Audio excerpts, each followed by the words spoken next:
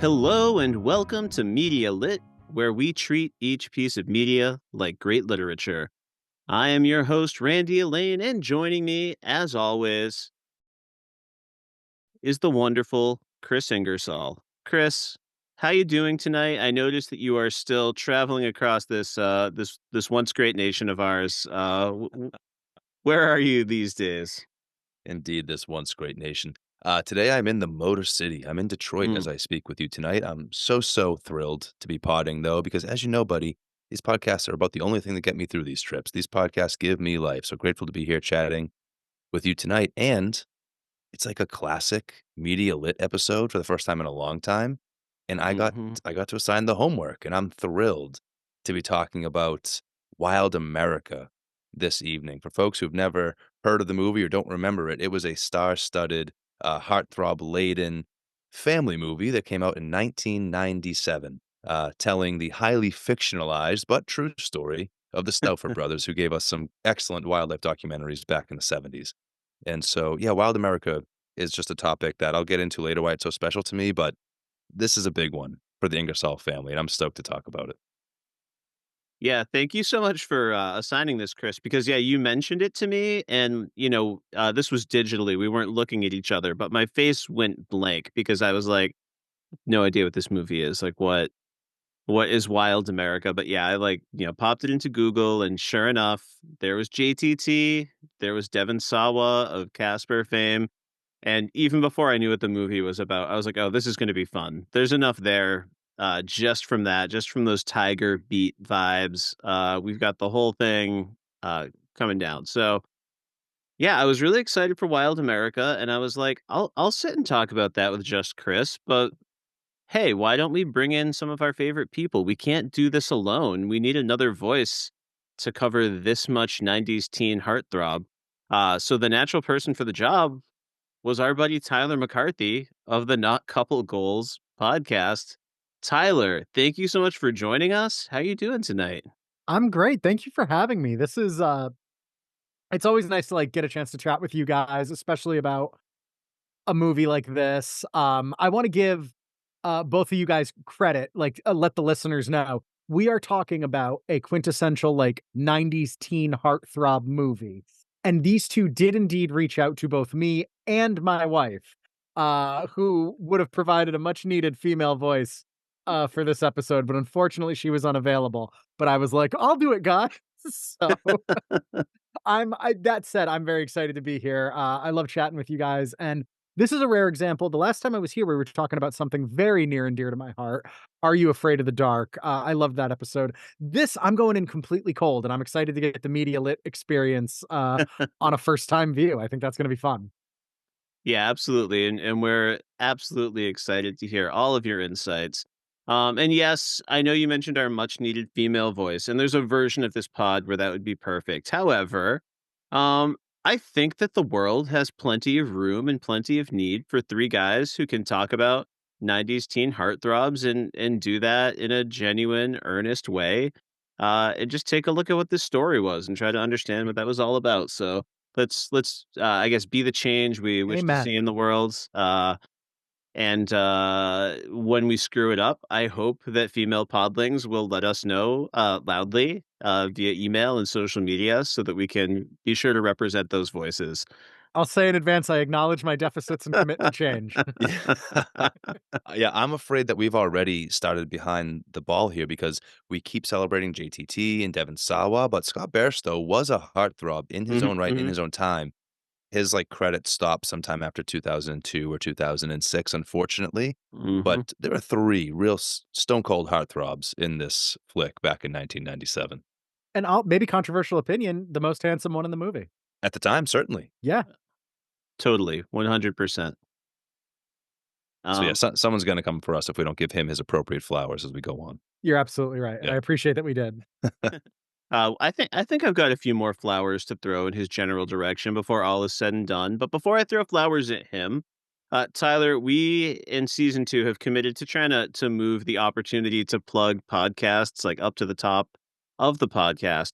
And you've talked about it on the show before, but if you could give folks a quick update on your podcast, Not Couple Goals, what they can find over there, um, it's an incredible podcast, and I hope people will listen to it. So, what will they find?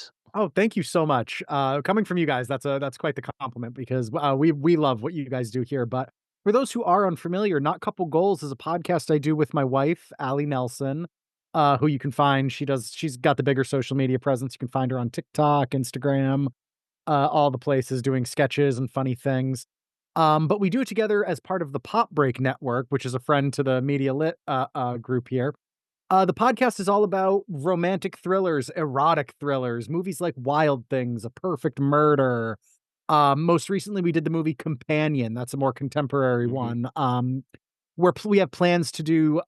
We've done. Oh, what's the name of the Paul Feig movie? A Simple Favor, and they've come out with the sequel, mhm, Another Simple Favor. We're absolutely going to do that. So we try to just throw in a mix of old classics, newer ones, and it's just my wife, myself. A lot of times we have guests. We're hoping to get the two of you on soon. And we just go and we talk about the movie. We talk about your experience with it. A lot of the podcast is predicated on the idea that Allie is a huge romantic thriller fan, and I grew up not watching like any of them. So, a lot of the times on the podcast, I'm doing what I'm doing here today, where I have watched the movie for the first time recently. I have heard about the movie for the first time recently, and now you're going to hear all my thoughts on it. And we have a really good time doing it. So yeah, if you are interested in listening to more of me, first go back and listen to the Laughing in the Dark episode of Media Lit. Then go check out the Pop Break feed wherever you get your podcasts. You'll find monthly episodes of Not Couple Goals and a slew of other shows by really really cool nerds. Where I believe you guys have probably made a few appearances. Some of my favorites, absolutely. mhm. Anime pop, socially distanced, blurred watchers. Can't get enough over there. Hell yeah, love Batman socially by the distanced. Numbers. I Oh had a yeah, Batman chance by to the guest on numbers. that wonderful podcast, and, I Pot of was a guest Doom. on that one as well. I love that one. yeah, we have to get you on Pod of Doom still, Tyler, or whatever our next, musical enterprise might be over on that pod. Yes, Um, always uh down to podcast with you guys and all the people at the Pop Break. but yeah, thank you for that, and yeah, Laughing in the Dark was awesome. We started a YouTube channel a couple months ago, which is, we have some live video on there, but it is largely audio of our episodes. But in terms of like our full length, hour and a half plus podcasts, Laughing in the Dark is by far the most listened to episode. Many of those are me. Did you listen to it over 1,000 times? Because we don't have any other full episodes that come quite that close. So, All right, I'm there's gonna need you a to pause the podcast while I tell you that yes, I did. okay. Well, I thank have a you. It sickness. it looks great. The numbers look great. Is that Any true? 1,000? yeah, yeah, I couldn't believe it. Wow, I'm so flattered. Yeah, some of our shorts have gotten some attention, but in terms of the full length ones, I was like, yeah, this one found its audience. There are people who love that one. So Wow, well, great beautiful work on the stuff. thumbnail. Yeah, Zebo I'll really Devo catches people's fans, attention, yeah. they come out. really, Zebo is the real hero. I was He like, do is. I use the truly terrifying version? Everybody knows that the most fun in the park is when you're laughing in the dark, so Yes. Absolutely. But speaking of fun, Chris, I think you have a mini game or two for us. yeah, let's get it started. So this movie has a bunch going on, right? You've got your central story, but before we get into the driving narrative, we get to know our boys, and our boys get into some boyish stuff. Like, for those who have not seen the movie, we'll talk more about it. But there's like a proto jackass level of tomfoolery happening on camera amongst these boys back in the 60s. And so I thought it'd be fun tonight to talk about maybe the most dangerous thing we got up to as kids. What do you guys think? You were young men once upon a time. We're all old men now, but I can remember Oh, being yeah. a boy. Tyler, let's go to you. Do you have anything top of mind that was particularly reckless as a child? Yes. So I'm glad you mentioned that the kids in this movie were doing sort of like Jackass before Jackass was a thing. They were all about stunts and upping the ante and having their friends laugh. And we really we like my brother and I, we took to Jackass hard when we were kids. Like we loved that. We just loved the idea of just like you can just do stunts. They don't have to go well. They just you just have to do them. So we did a lot. Like I was jumping out of trees. I was practicing. There was a no parking sign in front of our house that I used to love, like, running into and, like, practicing pratfalls and things like that. But I think probably the most reckless thing we did of that time period was, bicycle jousting. And that was, you get 5 minutes in the garage, outfit your body and your bike, with whatever you think will hold, and my spear of or lance of choice was a, hockey stick that we accidentally got a left-handed hockey stick, so none of us could use it. So I used it as a jousting object. And you may be wondering, well, what did you put on the tip of it to absorb the blow and not harm the other people you were with? The answer is absolutely nothing. Our Nice. chests, our sternums were just bruised all over the place. I put a garbage can lid on the front of my bike purely as a formality. No one actually hit it. We were going for heads, we were going for chests. And yeah, that was how we spent a lot of like a whole summer just hurting ourselves on our bikes. So that's probably the most reckless for sure. Dude, that is absolutely perfect. Bicycle jousting, as you called it. I am 34 years old. Anyone wants to bicycle joust, I'll do it right now. Dude, Nice. don't tempt me with a good time, don't you dare. That's really, really excellent. Randy, what about you, dude? Yeah, so after hearing that story, I think I might just have to step down from this podcast episode. I'm gonna call our buddy Brandon Weiss, professional wrestler, so he can recount some of Mhm. his stories about he and his brother nearly killing each other, mimicking professional wrestling moves. Listen, I am well documented on this podcast about winning the senior superlative for class angel back in high school. Mhm. I am the oldest of three siblings with two younger sisters. And my mother convinced me at a very young age that if I did anything remotely stupid, I would likely end up paralyzed. So I was quite safe. So when I think of dangerous things, I think of sleeping over at my cousin's house, who was my same age, who had two little brothers. And whenever my aunt and uncle left the house, just having my jaw drop as they would instantly start trying to like kill each other is like the best I can describe it. Or stepping out of the 2000 film, The Skulls, with Joshua Jackson about a secret society at college, Oh, yeah. and having someone start yelling at my cousin, and all of a sudden a physical, like, fisticuffs fight broke out in the mall, and I had to break it up. So only accidental danger for me that I got out of as quickly as possible, so I'm glad I'm in the middle here, Chris, because I suspect you might be able to round this out with something a little more fun. Okay, 2 things. First of all, I really wanted the skull ring Oh, from yeah. that Mm. movie. Really, really wanted that. I'm so glad you just mentioned that. It's, like, gonna be a Google search now that I'm a grown up, I can probably find it. Uh, And the listener might not be able to see this, but your ring game is pretty strong. Mm, Thanks, bud. Thank you. mm. Uh, but Randy, you ran in before you ran out. You said you broke up the fight. That counts. Mhm, mhm. That Hell counts. yeah. Yeah, It's true. absolutely. Yeah, nothing went too Um, far. we were not, like, insanely reckless, but we were just outside kids, so we were always, like, it rained super hard and the backyard was completely mud, so it's a slip and slide now, even though it's Yeah. just, like, the muddy ground, which also still has rocks in it, so, like, you're having a blast, but you're getting absolutely shredded, your chest and your belly and everything just scraped, and I mean, killed a man with the ball, except it was killed a man with the ice chunk on the frozen pond. I got my brother's front tooth chipped because he came down teeth first on the ice. I mean, plenty of just dumb stuff, but probably the most consistent habit that, like, each time we did it, we were really messing with the odds and increasing the likelihood of danger. Um, Randy, you're a South Shore guy, so maybe you Yeah. haven't spent a lot of time in Rockport, Mass. Not spent a lot of time there, but familiar with it. Got some old quarries in Rockport, which are now Mm. full of water, and as you make your way through the what is now a nature reserve where these quarries were, you've got, like, a 15-footer, and then you've got a 30-footer, and then there's the 60-footer that's further away, and jumping the 60-footer, looking back now, I question how smart I was then and whether or not, like, I would, like, do it today as a grown man.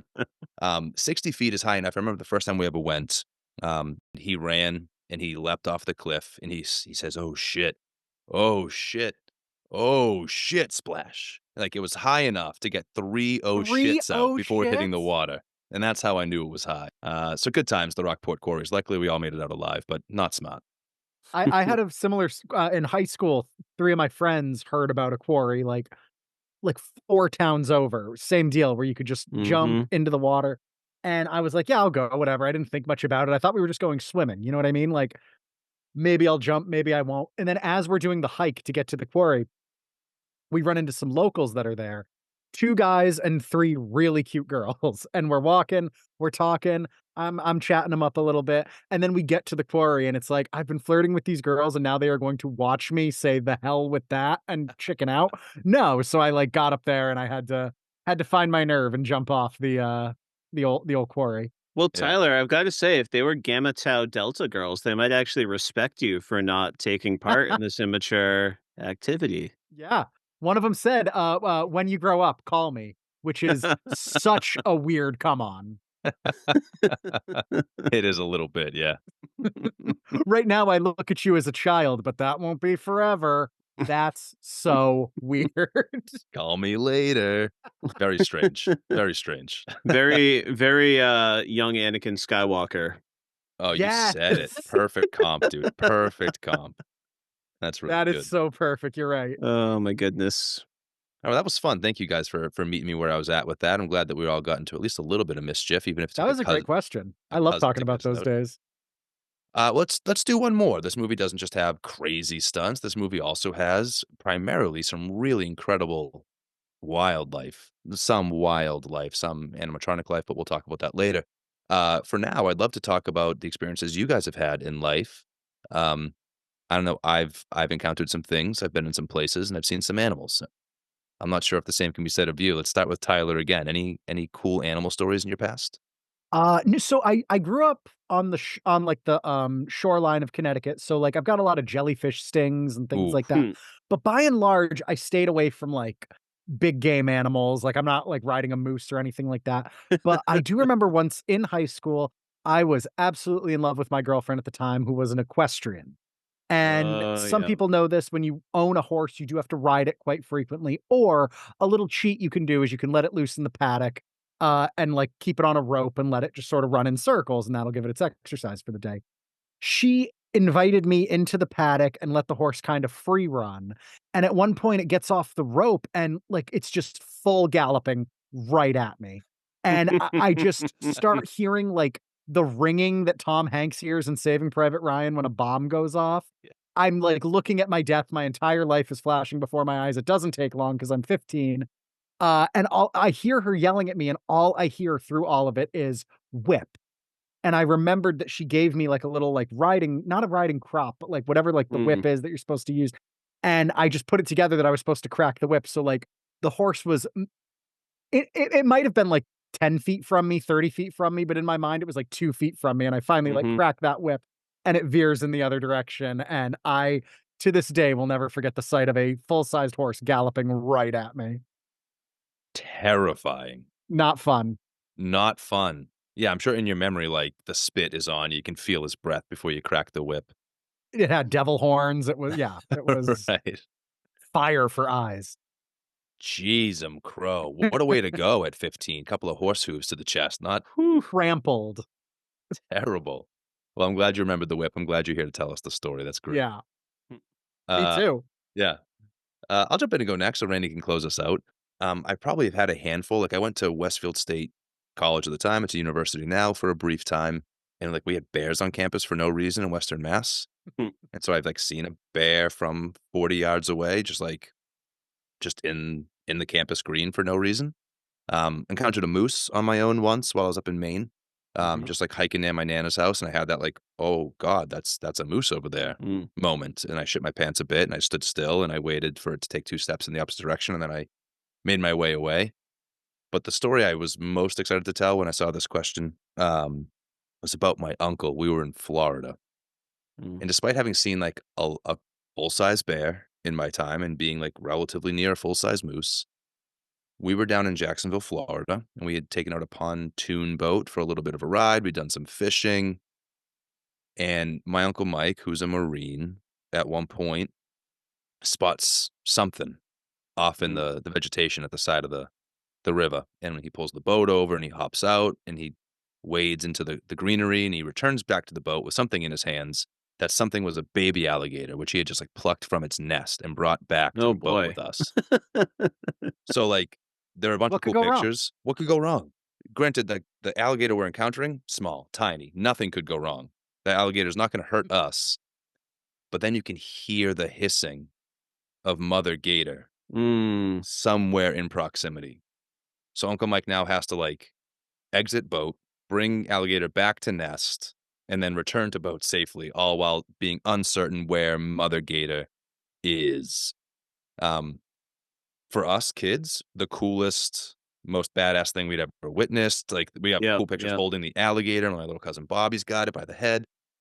We thought he was amazing, but when I watch the videos now, I can hear my aunt in the background the whole time going, "Michael!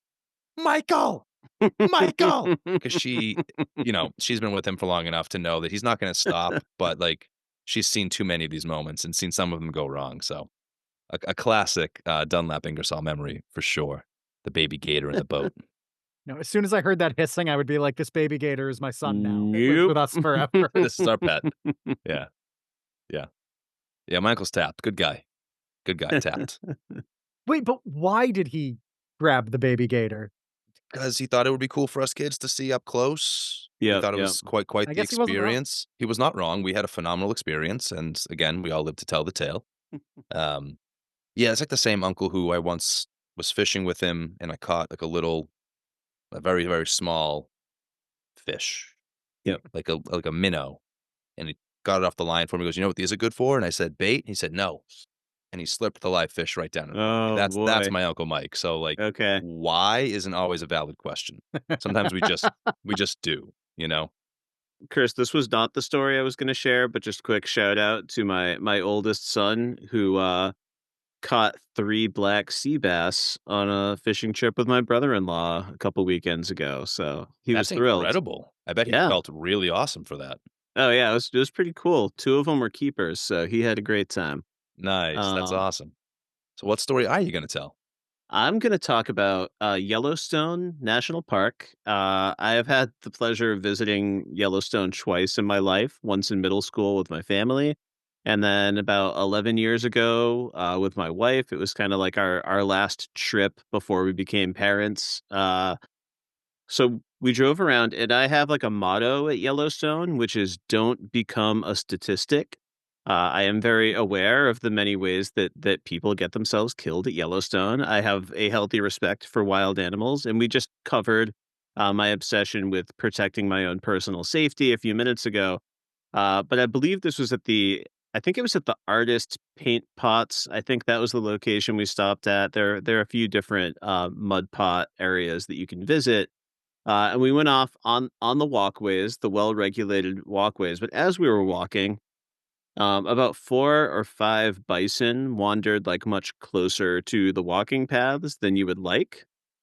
Um, and like they were like close enough that you didn't want to get closer. And it was like, do we turn around and go back and fail to finish this loop? Or do we keep going? And, we weren't the only people there. And some people were walking by. And then after we passed by, I looked back, and the bison did in fact go up on the walkway and like crash one of the boards we had just been walking on. So I was very happy when we made it quickly to a more populated area and did not get gored to death and did not become a statistic. So life is good. I'm also glad you did not become a statistic, and I'm further glad that the story didn't end with you looking back and seeing, like, other pedestrians running away from now charging bison. I was certain when you said I turned around and looked back that that was where it was going. No, no, fortunately did not cross the line. Yeah. I can relate so much to like, "Oh, there's, like, imminent danger right there. These wild animals might gore us to death," but turning back, other people are walking by them. 'Em, let's just Yep. go. Like, I can relate so hard to that. It's the most human thing that you could possibly imagine. Yeah. That is classic. Man, those things must be incredible up close, though. Oh, yeah, yeah, especially when you're watching them from a safer distance. Yeah. Yeah, it was fun. We watched a park ranger, like, use his park vehicle to sort of just, like, maneuver a bison, like, away from a parking lot at one point. Like, he was just nudging him. So, yeah, you see some fun stuff. It was a good time. Yeah. I'm never gonna complain about my job again. You don't have to nudge any bison. Yeah, Yeah, nope, no bison nudging. Oh, man. Alright, so those are a couple of really fun mini games, Chris. that was Uh, great. I'm really glad you prompted these dangerous childhood stories because I did not have a good one, but I had so much fun hearing your stories and knowing that these things really happen, and they're not as outlandish as maybe they seemed to this class angel over here. But let's get into this movie, and before we can do that, I've gotta hit everyone with a quick synopsis, for folks who haven't seen the movie in a while, or for those kind podlings who sometimes listen to the episode, even if we're talking about something they've never seen before. So this is my synopsis of Wild America from 1997. Mark and Marty Stouffer are two small town boys from Arkansas with a camera and a unified purpose: to torture their little brother Marshall on camera. In the first act of the film, he is nearly drowned, nearly blown up, and nearly flattened by a makeshift mud racer. At least that's Marshall's version of the truth, and he has a big imagination. He is also defined by dreams, both big dreams like becoming a pilot, and more conventional dreams like winning the approval of his big brothers. Luckily, he's not starting from scratch.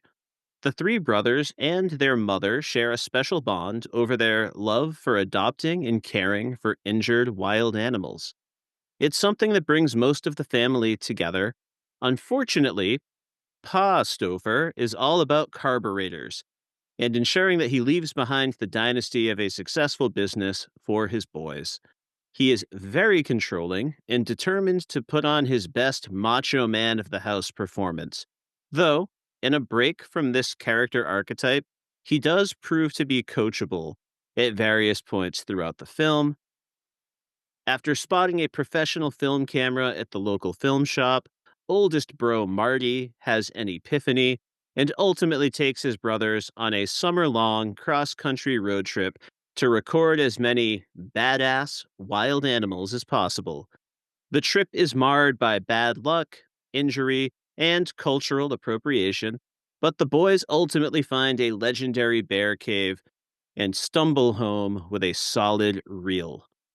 Their apparent failure prompts their father's rage, but Marshall pulls off a grand gesture to bring the family back together and pave the way for every Stouffer to pursue their dreams. That is my summary of Wild America. Beautiful. Uh, there's certainly lots of fun I didn't cover yet, but would either of you like to add anything that we just need to get on the table right now? Someone who designs fake animals deserves an Oscar for this movie. 100%. We will be celebrating the fake animals of Wild America very soon. But Tyler, apart from the fake animals, you and I both watched this film for the very first time. Could you just give me like a quick first impression of this film that you just finished watching recently? Yes, I think, the number one takeaway I have from this movie is it really was of a time, these, like, '90s family movies, these like, Mm, kid adventure movies. Sadly, like, no one is making these anymore. Mm, This is a movie that people just aren't you don't see these anymore. This would come in a big I know this isn't a Disney movie, but it just reminded me of those Disney movies that would come in the big VHS case. mhm, um, and things like that. It's just this captures such a time, this kind of movie. When you initially pitched the movie to me and I heard like Jonathan Taylor Thomas, Devon Sawa, these like teen heartthrobs, I really thought this was going to be like a young lady swoon worthy movie, but it's not. It is your classic like kid level adventure, your classic mm, coming of age. So I ended up really enjoying this yeah. because I hadn't really sat down to watch a movie like this in a while, and I don't think I would have sat down as an adult and watched a movie like this unprompted by, a podcast. The only other thing I feel needs to be mentioned about this movie is Mm, that it has a strange relationship with the concept of magic. Mhm, Mm. that they don't really hang a lantern on it. mhm. The magic never directly impacts the plot, but it is ever present throughout the movie. It was very strange to see. You could it's so strange that you could remove 100% of the magical elements from this movie, and the movie works just as well. It makes just as much sense. It was that whole thing was very odd to me, but I loved it. Yeah, Yeah, I'm there's glad you mentioned that because that was the one nitpick I had with Randy's synopsis, which was phenomenal as always, my dear friend, but I thought for certain you would find a way to cheekily mention Danny Glover in that synopsis. I can promise you he is in my notes for Lovely. the remaining discussion for sure. But yeah, I think Yeah, he's in my notes here too, and it says he dis a fucking peered. That's the long and short of it. Yeah. Yeah. Yeah, I think maybe the reason I didn't harp on it was because the English teacher in me at the beginning, during that opening monologue was like, "Okay, they've established right at the top that Marshall is an unreliable narrator who is an imaginative dreamer. So I am Mhm. being asked Ah. to assume that there might be an unreliable, magical, dreamy element to it, Right. Right. which is like I never thought of that. I think the only moment where it's, like, super clear to us is near the end when he imagines his dad in the Certainly. plane with him, as he had promised to be there. Well, we Um, have the moment too with when Marty first picks up that camera, Yeah. yeah, hands past the dog, and it's a lion in his imagination, right? And it kinda gives him that epiphany you mentioned. yeah, That's what I thought the movie was going to be about. I thought they found a magical camera and they were mm. like could get the best wildlife footage like anywhere because of it. And the movie didn't go that way, which is fine because now we can write that. I wanna make that movie, I know, dude. That right? Oh, sounds yeah. awesome.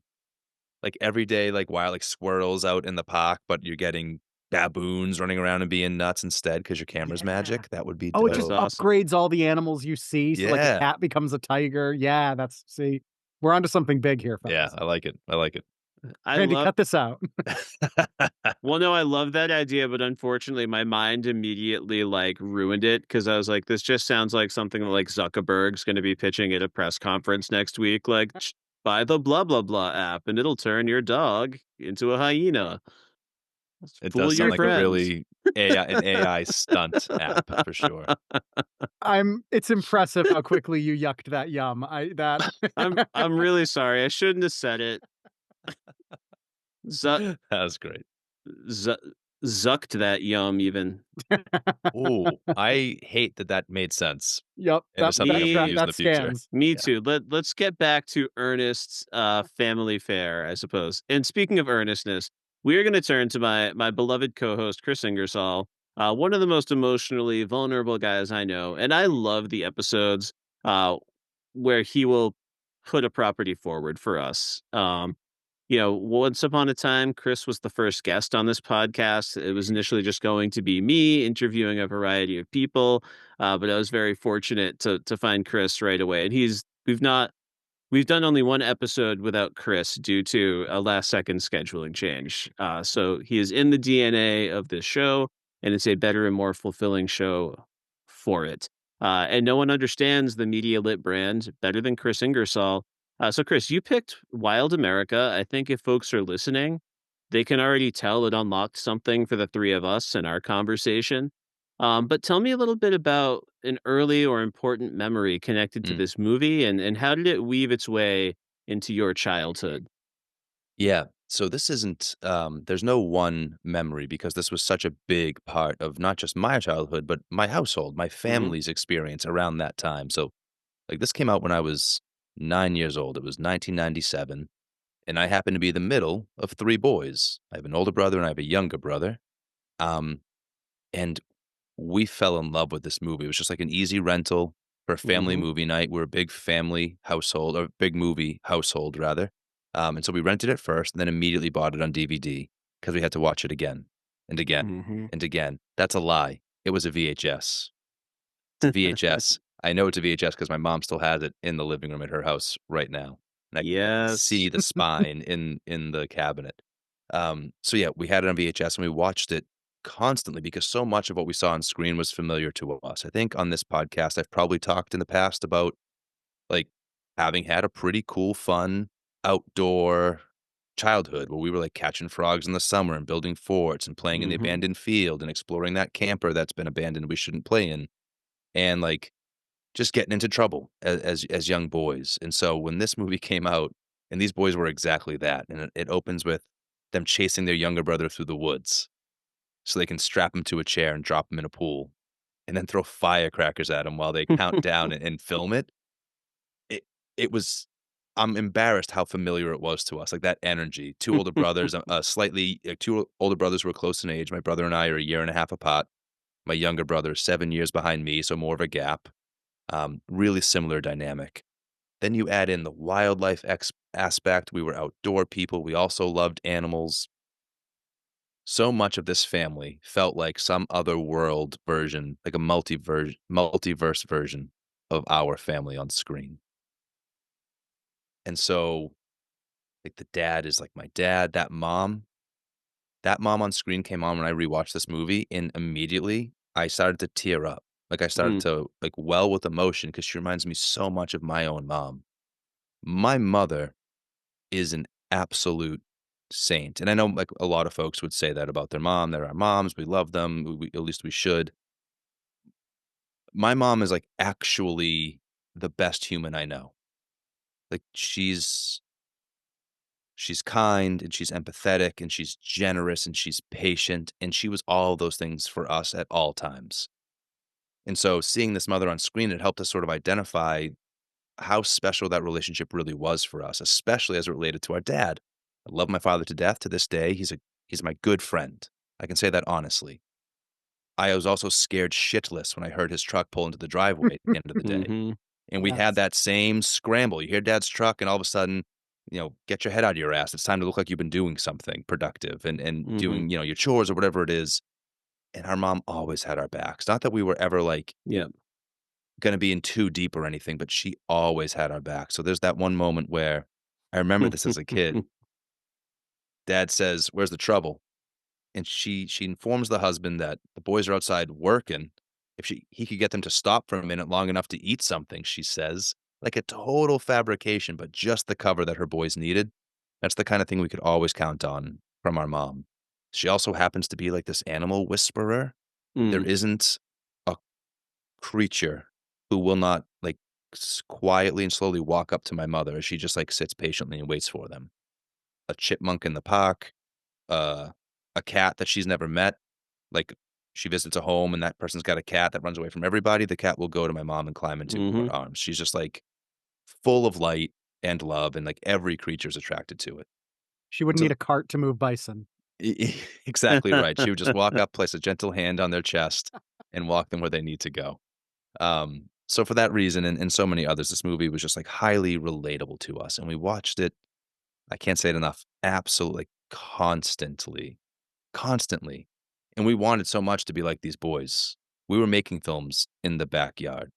I didn't share it in my Dangerous Stuff story because it didn't quite make the list, but I have a distinct memory of making, like, a Memorial Day video. We reenacted some combat, and, like, we got the video staged over Mhm. here. It's capturing us. We're in our camo gear in the backyard. My brother pretends to snipe me. I'm on the roof of our shed, and I've got, like, a ketchup packet that I clap to my eye to make it look like I've been shot, and I just roll off the shed roof to the ground and fall in a heap on the ground because we were committed to it just like these boys, because our Mhm. videos were gonna take us somewhere someday just like these boys. That's how we felt, and that's how we lived. My youngest brother now is a filmmaker.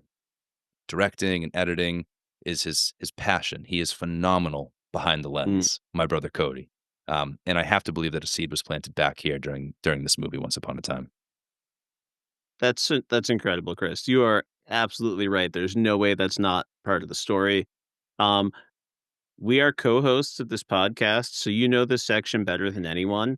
I think you touched quite a bit on my next question, which has to do with how this film has influenced your values and style. I mean, I think you talked about how much it inspired you and your brothers. You talked about the way it made you reflect on your relationship with your mother. But did you have any other things you wanted to add to that question? There's just one thing for the sake of this specific question, because I've spent a ton of time reading Hemingway. Yep. I have a whole Hemingway collection on my bookshelf that I inherited from my grandfather. I wrote my senior symposium on The Old Man and the Sea. Nice. I like, The Sun Also Rises is a comfort place for me. I could reread that story over and over and over again, and now as I've matured, I've come to have a more nuanced opinion of Ernest Hemingway and his works, but the first time I picked up a book from Hemingway, it's very much because of this movie. The first time I ever heard Hemingway's name was in this movie, most certainly at 9 years old, and, these guys were so cool, and they also Mhm. read, right? They were outdoorsy, and they were adventurous, and they were fun, and they also read stories out loud to each other, and man, I thought that was cool, and I wanted to be like that, and so I think Hemingway, while I ultimately came to like the stories, there was certainly a beginning where I just, wanted to be reading what they were reading from Wild America, you know? Yeah, I love it. I love it how That's this was. awesome.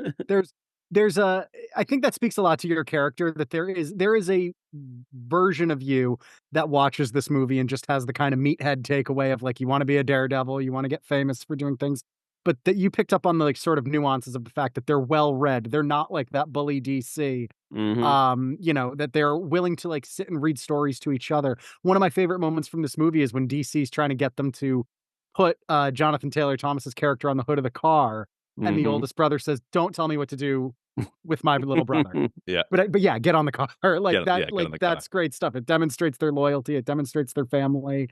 And yeah, I think there's you could walk away with this movie kind of fueling some toxic masculine qualities, and you can also walk away from it the way it sounds like you did, which is, I think speaks to your character quite a bit.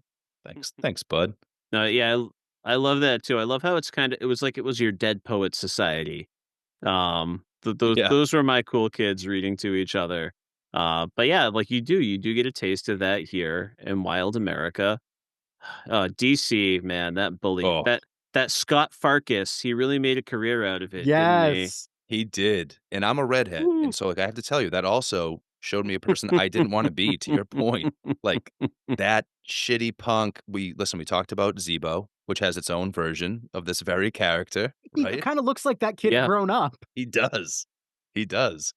Very much not the person you wanna be, right? You wanna be the person who, after you've done something dumb and somebody's made you feel ashamed for it, you own your mistake, like Marty did with Marshall. I love that moment when Marshall says, "You really think you had a dumb idea?" And Marty says, "Yeah, I did." And he says, "That's cool. That's real cool," the Yeah. younger brother says to his older brother, and that's like, man, those are the good moments in the movie for sure.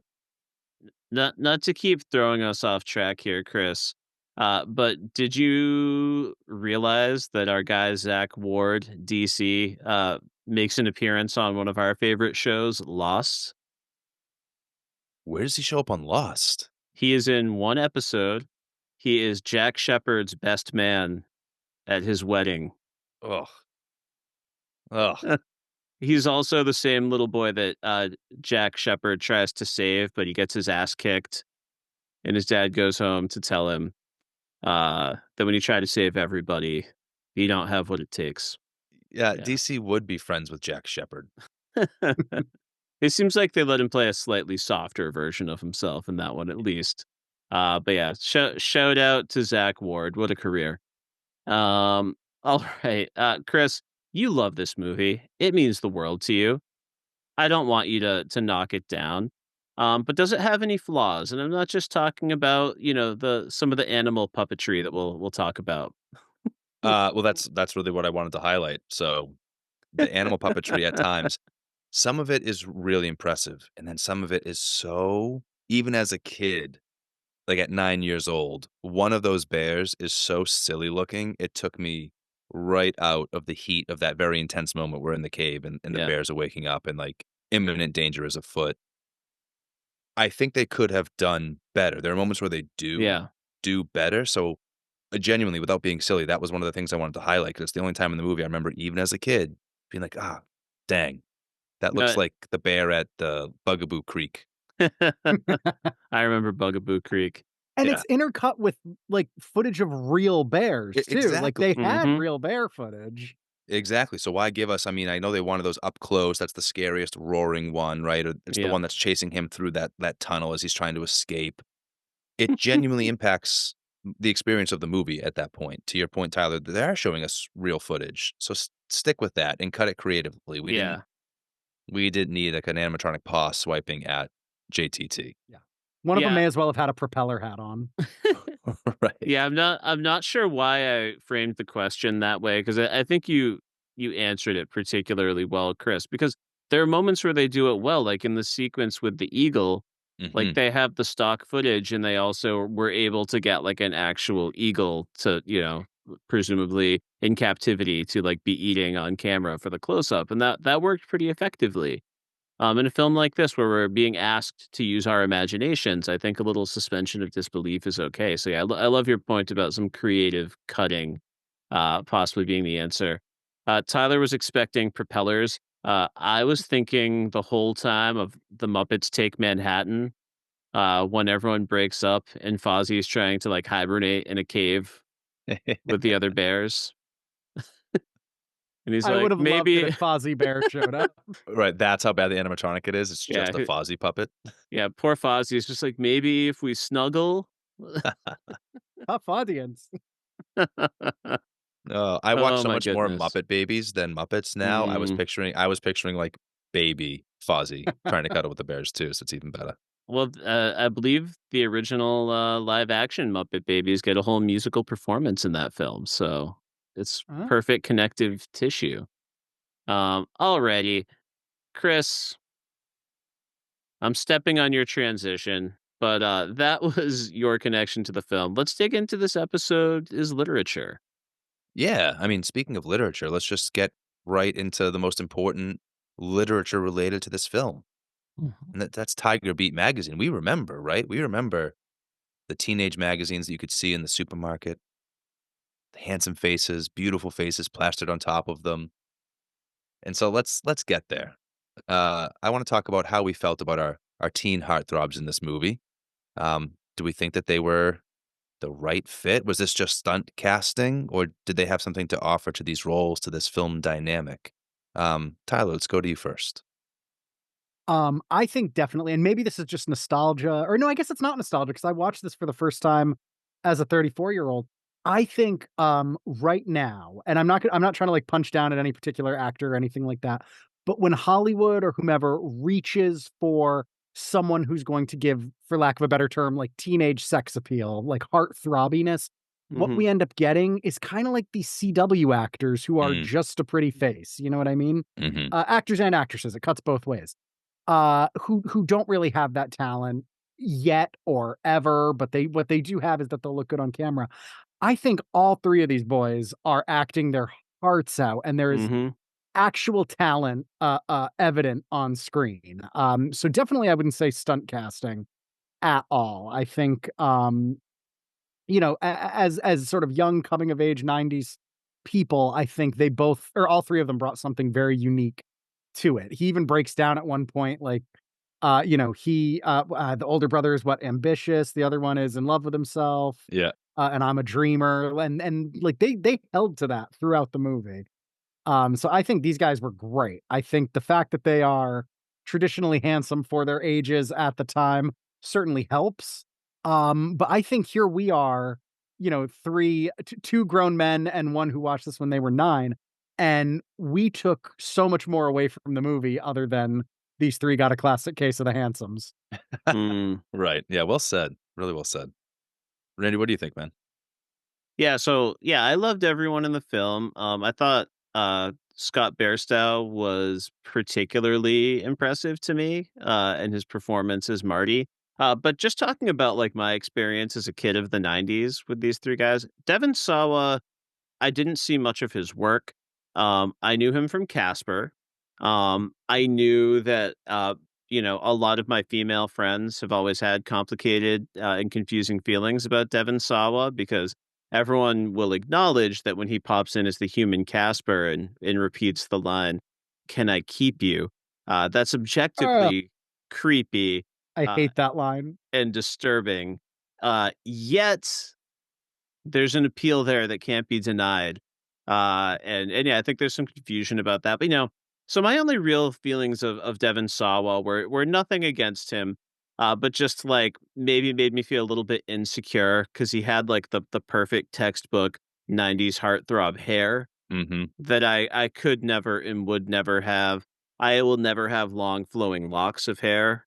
When I don't get a haircut, my hair just looks increasingly like a misshapen mushroom that's Mine just too. kind of shapes. I don't even know how to describe it, but it's certainly nothing luxurious or beautiful. So that got to me. But I wanted that '90s skater cut so bad. oh yeah, Mhm. yeah, it My just brother wasn't had in it, the I couldn't cards. have it. But To be able to JT do this move was everything, but never happened. Mhm. Oh yeah, but JTT, I have a little bit more to say about. I'll try to be quick, but the reason he means a lot to me, it's not just that I love The Lion King and that I thought he was great as Simba. It's not just that I was a huge fan of Home Improvement growing up. I loved that show. There are many ways in which it has not aged well, and there are many things that I've heard Tim Allen say in more recent times that make me not a huge fan. But what I love about that show, Home Improvement, is even though it hasn't all aged well, that show was interested in, like, confronting stereotypes about masculinity, and, at some point, he seemed to lose focus on that. Maybe they didn't always do it perfectly. But folks who know me know that legally, my first name is Bertrand, which is a little bit of a big, heavy name. It's a little bit unusual. I am a third, so I always went by the nickname of Randy, because the end of Bertrand is Rand, and it's just a creative solution. And I love film and television, but the thing about the Randys of film and television is that, like, best case scenario, they are like a dull idiot with like no personality or skills. Or like worst case scenario, they're like a genuine like scum of the earth, like just horrible, selfish person. And that was my experience until you got Randy on Home Improvement, Mhm. who was this ladies' man, who, as he aged into himself, he was like the smart one, the intellectual one, the scholarly one. He was sniping at his older brother, who was a jock and a little bit mean sometimes. Looking back now, Randy was often very mean, especially in those early episodes when they were just like the two mean older brothers. Uh, But that's the best any Randy has ever looked on screen, so I will always thank him for that, and I could never have, like, those same feelings of, like, jealousy and insecurity about him because I owed him something. So glad you Absolutely. gave us that glimpse into Yeah. your, like, really intimate experience with JTT growing up. Yeah. I Yeah, too man. saw a lot of myself in Randy just because a big Home Improvement fan, but no one sees themselves in Mark, just because he was young, he was very young. Um, and yeah, like, I growing up with, like, the older brother, I always liked that Randy could only, like, fight Brad intellectually, and I Mhm. related to that super hard because to this day, my brother could beat the snot out of me, but I had to win my battles where I could. Yeah, and I also forgot to mention just Devon Sawa. I was super unfamiliar with him back in the day. Like his heartthrobiness missed me. If you had told me this was like Wild America, like this is the guy from Casper, I'd have been like, oh, all right, cool. But what I did have a close relationship with Devon Sawa later in life, the past couple of years, because I was working press on the show Chucky, where Mm. he, as an adult, gets to play a different character every season. And I've gotten to interview the guy a couple times, and he is just a delight who's like really happy to be doing whatever he happens to be doing. And like really doesn't take himself too seriously. So if you are at all a Devon Sawa fan or a horror fan or a Chucky fan, I do encourage you to go watch what he's doing now because he was quite good on that show. Oh, Oh, and great also shout out. Love to hear that he's a good guy. That's always nice to hear. and, just one more thing, just, I did talk to my wife a little bit because she did in fact crush on both Devon Sawa and JTT, as a young girl, but her favorite Devon Sawa performance, she told me was actually in the film. Now and then. I'm actually fact checking her right now. She said Little Giants. Little Giants! That was the one that I was gonna shout out. I thought nobody else knew. For the listener, the joy on Chris's face when he heard that title Um, was that That's I'm gonna how fly on that for a week. that's how I know Devon Sawa first and foremost is from Little Giants. okay, he did not make the. Oh, there he is. Yeah, yeah, Little Yeah. Giants. So that's one of my wife's favorite movies. I watched more of the baseball ones, but yeah, Rick Moranis. Come on. Rick Moranis, the dad from What's, I can't Oh, believe Ed Married O'Neill. with yeah, Married with Ah. Children. Um, phenomenal. Not Married with Children, Modern Family, Jesus. Well, he was on Married with Children. Yeah, both. Oh, yeah, he was. My god. That's two Icebox, bar trivia points for you. Jesus. Heyo. So, we need to do Little Giants someday. Let's I do don't it. know how many people even saw that movie. That movie was big in my childhood. Well, I guess I'll take it from there then, because that is very much like coming into Wild America. I already knew Devon Sawa from Little Giants.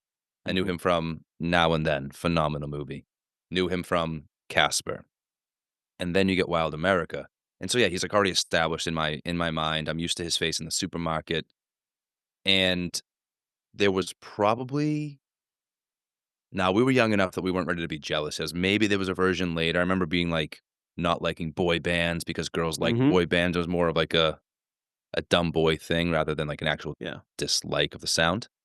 But no, these guys pulled us in pretty quick because I think they were also always genuinely cool, right? At no point in any of the properties you see them in do they play just like a lame pretty boy, right?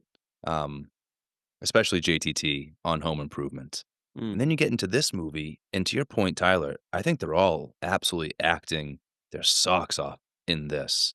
Um, JTT, like, naturally has that, like, easy break in his voice.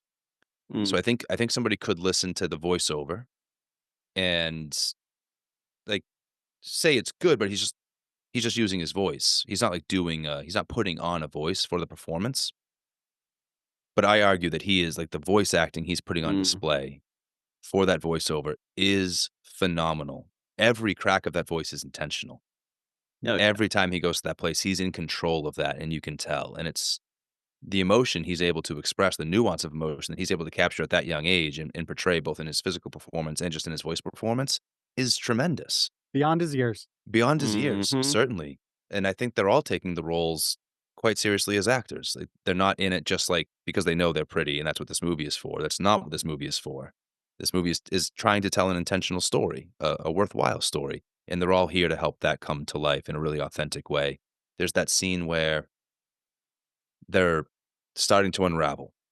They've just been robbed, tensions are high. Mhm. Marty is about to turn into asshole older brother, which causes Mark to turn into, like, protective angel older brother, and there's, like, all these layers of, nuanced layers of complicated relationship that are on display there, as there's, like, that dynamic between those 2 are the closer brothers. There's the bitterness as they realize there's, like, something about Marshall that is this, like, 3rd entity that can either unite them or break them apart. There's the layers of the father and the secret that Marty's about to possibly reveal Mm. because he's just being shitty in that moment, and Mark and Marty are communicating with just looks in that moment. Like, the actors are all on 10. Turn it up a notch, take them to 11. They're all really, really phenomenal. You believe what they're experiencing in those moments, and that's all that acting needs to be is creating belief in the story. So I think there's a version of this movie where them being in it is distracting, and you watch it, and that's all you're watching it for. And that's not what this was. I think we all pretty well established that this movie's doing something worthwhile, even as it is charming that they are heartthrobs. Like, at the end, those 3 girls come up and in unison all say, "Marshall, you were so great. Can we have your autograph?" And he blushes and he smiles like he's like, "Oh, man, I'm a little handsome celebrity guy." But it's, like, charming and affecting and effective in that Yeah. moment rather than, eye rolly or cringy. Yeah, that was I totally I'm like so glad you oh, sorry, Red, go ahead. yeah, that was totally like the JTT moment, but yeah, as lame as it was, I also found it sweet. It might just be the, like, 40-year-old man in me, who's softened, but yeah, it was so cute. What were you gonna say, Tyler? I was just gonna say, I'm glad you shouted out that scene where they're yeah, they're kinda breaking down, they're the worst versions of Mhm. themselves. Because it's that's very much how brothers are. Like, when frustration happens, the thing about a sibling is, like, you can just take it out on them. I mean, you Mhm. shouldn't, but you can. And what I love is how that scene ends where they fight each other, and then, the middle brother I'm not good at character names. The middle brother played by Devon Sawa, uh, hearts his leg, like breaks his leg. Mhm, And what I love is he's like, "I'm sorry, it's a no, it's not your fault." And it's just anyone who has a sibling can relate to that moment where like, someone got hurt, it got real, someone's gonna be in trouble, like, Mhm. and it just no matter like everything you could possibly say, secrets about dad, personal attacks, all of that is like gone because it got real. mhm. Yeah, it got Mhm. real. We never actually wanna hurt each other, even as we're Yeah, using hurtful words, even as we're tackling each other down a hill. That's not what we really want out of the situation. yep, just brought him back immediately. I love Mhm. that. Yeah, that's Yeah, why we melted down some metal and rolled it down our backs as a reminder that we I love love each other. I love that line. "Mark, we are blood brothers." That was that is a crazy thing. Has anyone is that like a thing? Has anyone heard of that before, the metal down the back, or was that unique to this movie? Oh, It did it's not such ex yeah. it's such a valid part of my like, I believe it's such a part of the world. I would say that it preexists this movie, but I'm not certain if I only think that because this movie was such a big part of my life. I don't know. Yeah, You're the way you said that makes me think that if I were to look at your bare back, there are a lot of, like, burn marks on there. I this is one of those moments where I really wish that my grandpa, my Pepe were still with us because he was a metal worker and had a full metal shop. So, like, he would be the perfect person to ask about this if only I had access. But yeah, it's a great moment, and whether or not that's a thing, the little punctuation mark of them stomping down to flatten it and, like, keep it as a keepsake was pretty cool, I can't deny. Yeah. As a kid, I was always on the lookout for, like, a cool, like, bonding ritual or something like that, that you could do with friends or with my older brother, but he was never into it because, probably because a lot of them my ideas for them were stupid, but Yeah, 'cause I roll my eyes a little bit every time on screen, like, a couple of people, like, spit into their hands or, like, cut their hand and shake on it kinda thing. I've seen it too many times, you know? Yeah. yeah. Stop melting some metal up. Let's do it. Yeah, man, it's wild America style. Alright. There's one other thing we have to talk about before we can go deeper, and we've been cracking jokes about it along the way, but I wanna know what everyone's favorite fake animal was in the movie. Tyler, you are our guest, so you deserve to go first on this question. What was your favorite fake animal? It can be something you've already joked about, or it can be a new shout out. Totally up to you. I guess I got kind of 2 answers. One, definitely, I will give the movie all the credit in the world. The jump scare when the snake comes up between his legs when he's going over the ice thing, that got me. I jumped in my chair at that. That was pretty good. Um, obviously we mentioned the bears are insane. The alligator had its insane moments. But for me, when it comes to like the most egregious fake looking animal, comes at the end when they're showing the footage of, him petting the moose, the young moose, and it's a big pet peeve of mine in movies when things that are filmed are then presented later and it is just the footage from the movie, Mhm. not a reshoot of Mhm. where the camera would be in perspective, and that was the whole, like, sizzle reel at the end when Yeah. they're performing it, with the exception, weirdly, of the moment where he pets the moose. It seems like they did make an attempt to make that look like it was new footage that was filmed, but they couldn't quite get him on green screen petting the moose, so if you look at his hand, there's very noticeable, like, green screen when he goes to pet it, and that made me laugh. But I was Amazing. it made me laugh, but I was also like, "Oh, but they tried to do the thing." So Mhm. I've got conflicting feelings, but that is probably my favorite. That's great. I gotta look for that. Yeah, that's a deep cut. Chris, what's your favorite fake animal? So I was gonna say it's that snake. It is the frozen snake that comes out and nearly snaps at Marshall. It's a great jump scare, but the camera lingers on that snake for just long enough for it to be silly looking. This like very fake frozen thing sticking out of the snow. Um, so aside from that, I would love to highlight a separate moment that has nothing to do with animals, but was this movie trying to do something advanced? And it's those F-14s, F-14 Phantoms, I think Marshall calls Oh, them. yeah! Those Mhm, fighter mhm. jets that come through. All of a sudden, you're in a '90s action movie with some bad CGI real quick. You get the explosions, and it's not so much the first explosion with the wolf, some of the dirt flying and that looks okay, but then Yep, you get yep. those absolutely absurd looking cartoon jets in the sky, as they all bank together and zoom away, and then you get the really absurd, I think they tried going with some slow motion to make it look and feel better, but as the boys get blasted, they get caught in a blast and they're thrown forward to their chests, and dirt and debris is raining down on them from behind. The the look and feel of what you can see raining down behind them, which is clearly digital, is so different from then, like, the bits of dirt they actually put Yeah. on the actors to make it look like they had just been in this situation. Um, yes, there are things in this movie that don't succeed, in their fabrication, and those airplanes, definitely one of them. There was Beautiful. so much happened in this movie that I, like, forgot that they almost, like that they wandered onto, like, a bomb test facility. Yeah. We're not gonna have a chance to talk about that crazy alligator guy. I don't think it's gonna come up, but there's a lot that happens in this movie. Yeah. Well, that's what's so wild is, like, you get, like, those crazy bears, but, like, they also pull off that incredible, like, horse stampede shot that's, like, genuinely awesome. Yeah. Um, so yeah, it's like they just needed someone to help them lean into the better choices, you know? But And all I'm the gonna horses seemed real, right? Y at least to it this seemed guy's it. eyes. Yeah.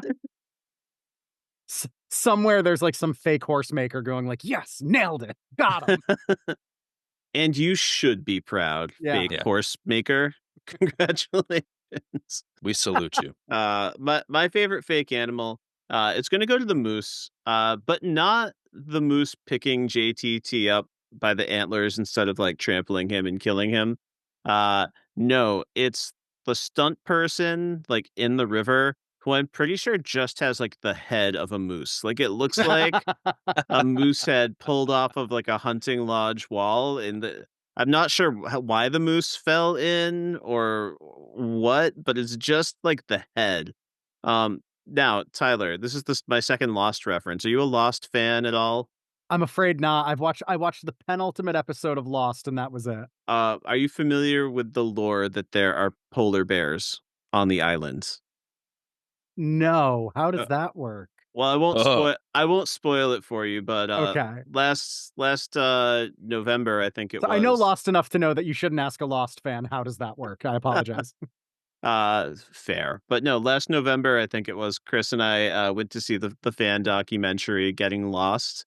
And one of the behind the scenes things that happens is there's this sequence with a polar bear, and they had this hilarious behind the scenes footage of, like, they had, like, bought, like, a prop bear, but it was, like, a bisected bear, so, like, they didn't have a full bear, so they have this footage of them throwing basically, like, a bear pillow, like, just, like, a few guys hoisting it and throwing it, like, over some grass, and, that's all I could think of when that moose head was floating in the water, like, they're just making do with what they could get. I do It was remember good watching that. times. It just it looks I don't know what a moose looks like emerging from deep water, but I know it doesn't look like that.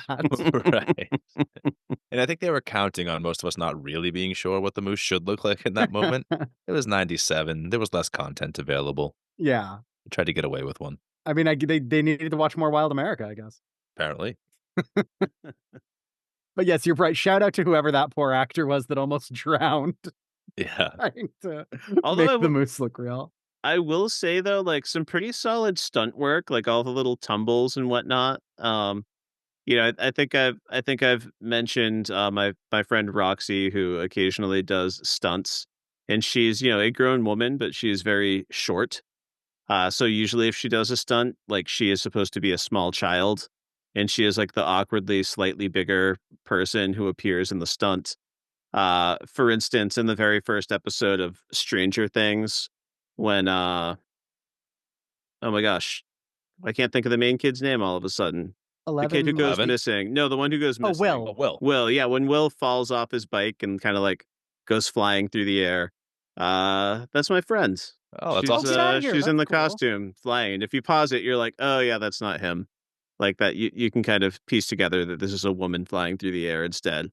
But yeah. But yeah, I wanted to be a stunt person when I was a kid so bad. I wanted that life. anyway, ever since I met her and watched that stunt, I, like, always notice everyone's little tumbles in more detail than I used to, because I have a very powerful suspension of disbelief, but, Yeah. Very right. good. Well, now that we've acknowledged some of the elephants in the room, we've had some fun. Um, let's get into the real literature of it all. What other literature or pop culture did this film ping for you guys? Anything come up as you were watching through? Randy, we'll go to you first this time. Yeah, I mean, I've gotta stay on brand, I've gotta talk Hemingway. He factors in a lot early in the movie, and then he kinda just disappears, much like I just did behind my notebook that I, pushed across the screen. Um, but one of my favorite lines in this movie, I was surprised how many quotable lines I pulled out of this film. Um But, it's JTT as Marshall, like, talking to his older brother. Did you ever figure Hemingway would have filmed the animals instead of shot them if he had a camera? Um, if I'm being honest, I think he still would have shot them with a gun.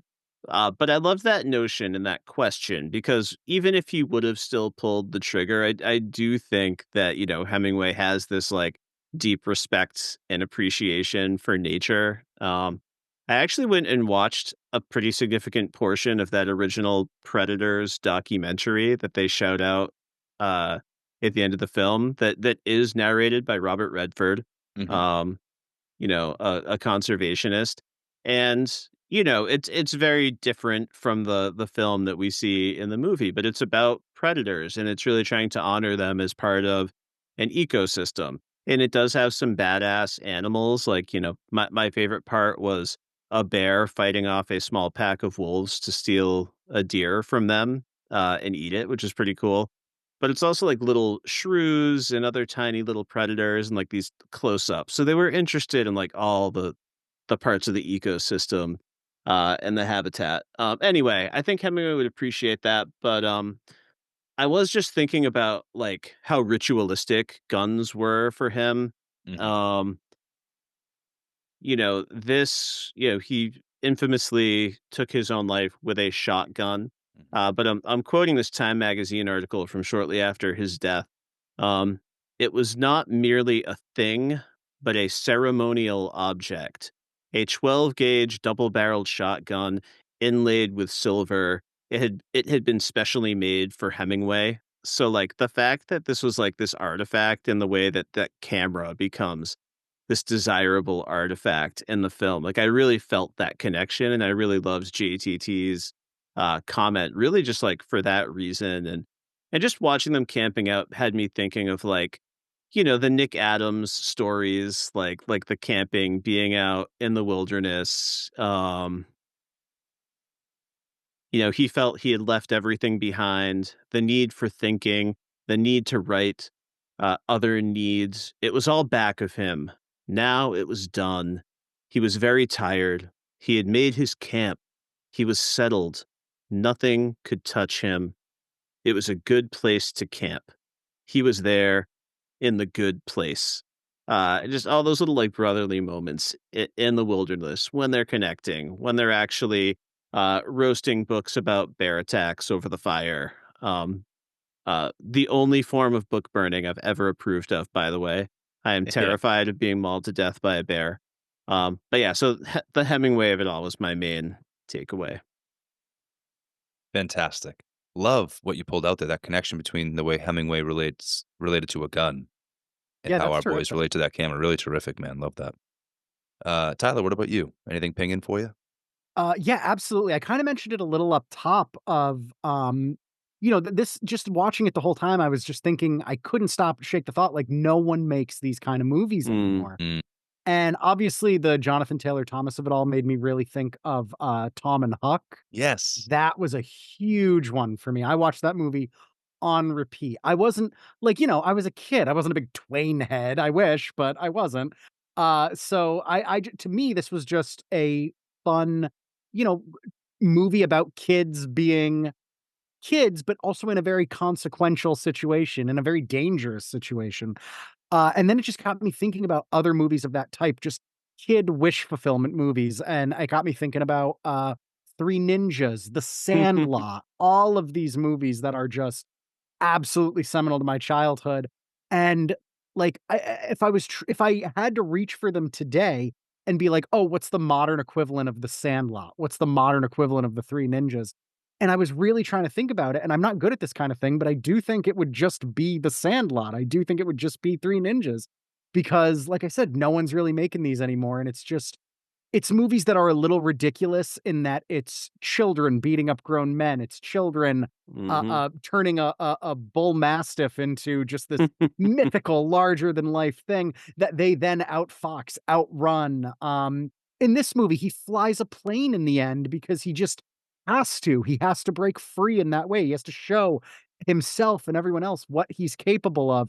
When in reality, like, the National Guard would get scrambled or something like that. But it's about showing that when you're a kid, this thirst for adventure, this wanderlust you may have, this feeling of greatness and wanting to prove yourself, we all have to find ways to let that out, and these movies allow these kids to do that, and for 90 minutes, it allowed us as kids watching them to do that. And now, like, I don't really know what it would be. I don't know what the kids are getting on TikTok. I don't know what the kids are getting on, Mm. you know, where that is being channeled. But for us, it was movies like this, and really, someone has to get to work making them again because these were so important to us. I think it's gonna be us, Tyler. It sounds like we got some writing to do.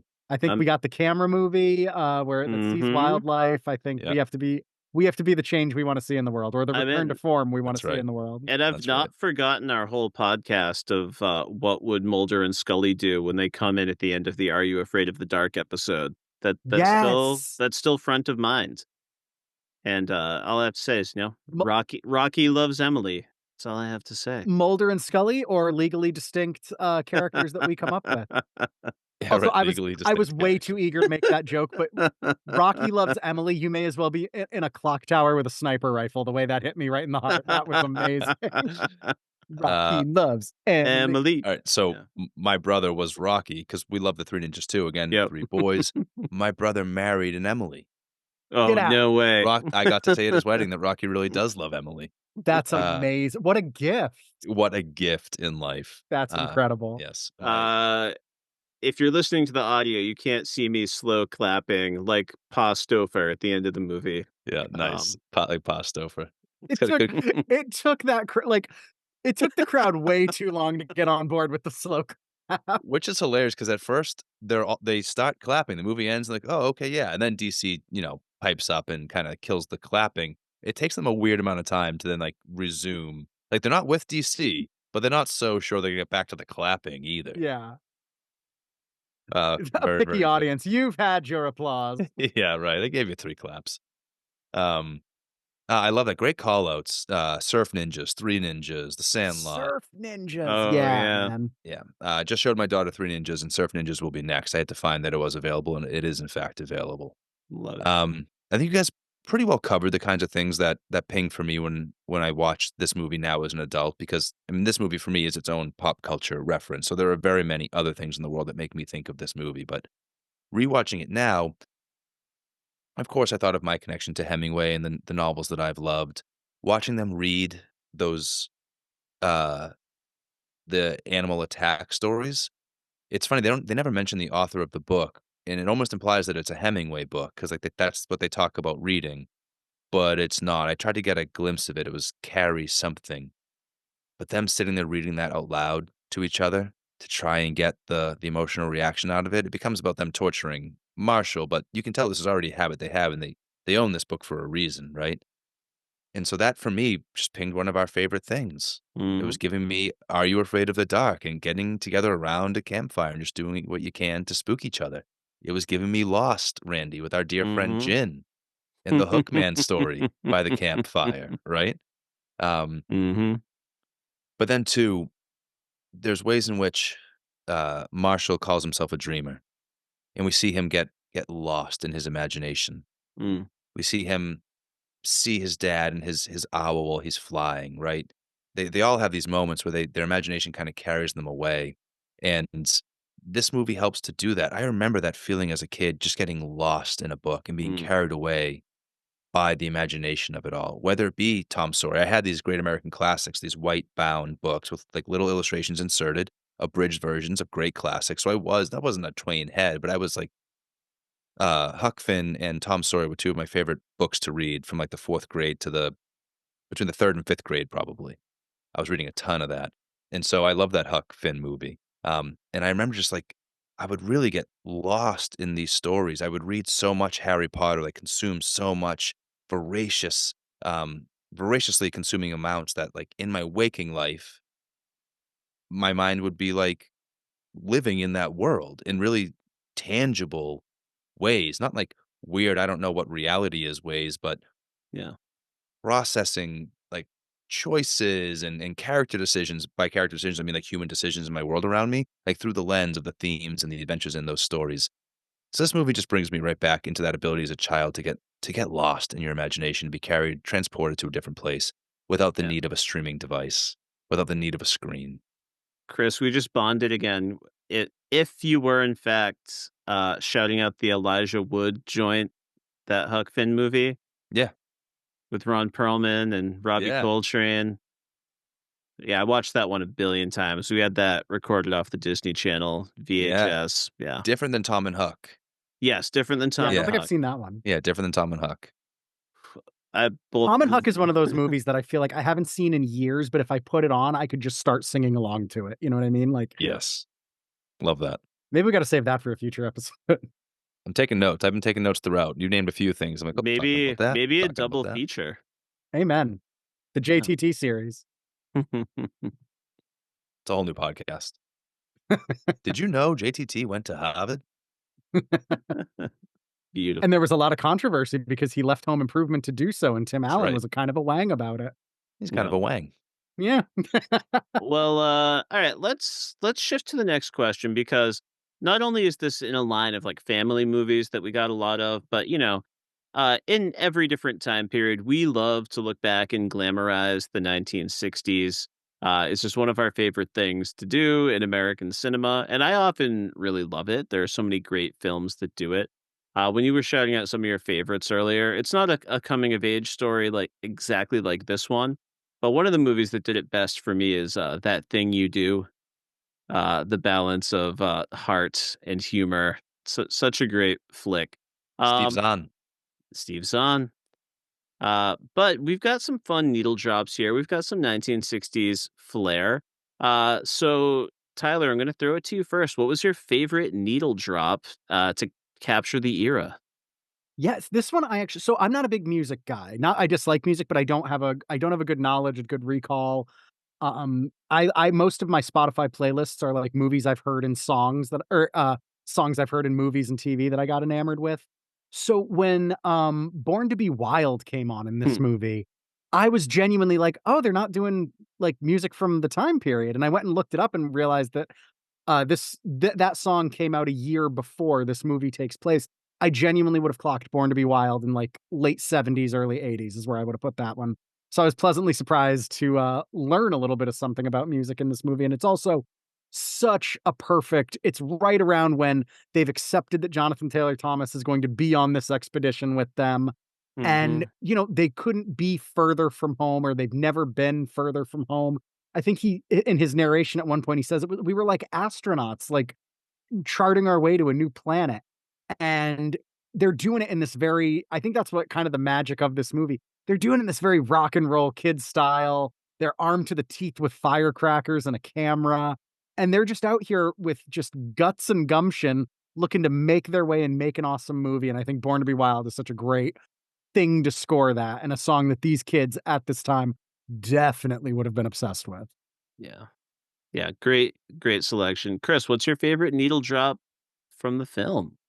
Yeah, I would have said Born to Be Wild because as I said, my brothers and I love this movie, so singing along to this song in our real life became a very real part of our experience after watching the movie. Anytime we were in the car together on a family road trip, if the song came on the radio, we could not wait to blare it, to sing loud to it, to get quiet at just the right time, and then scream in as it kicks back in.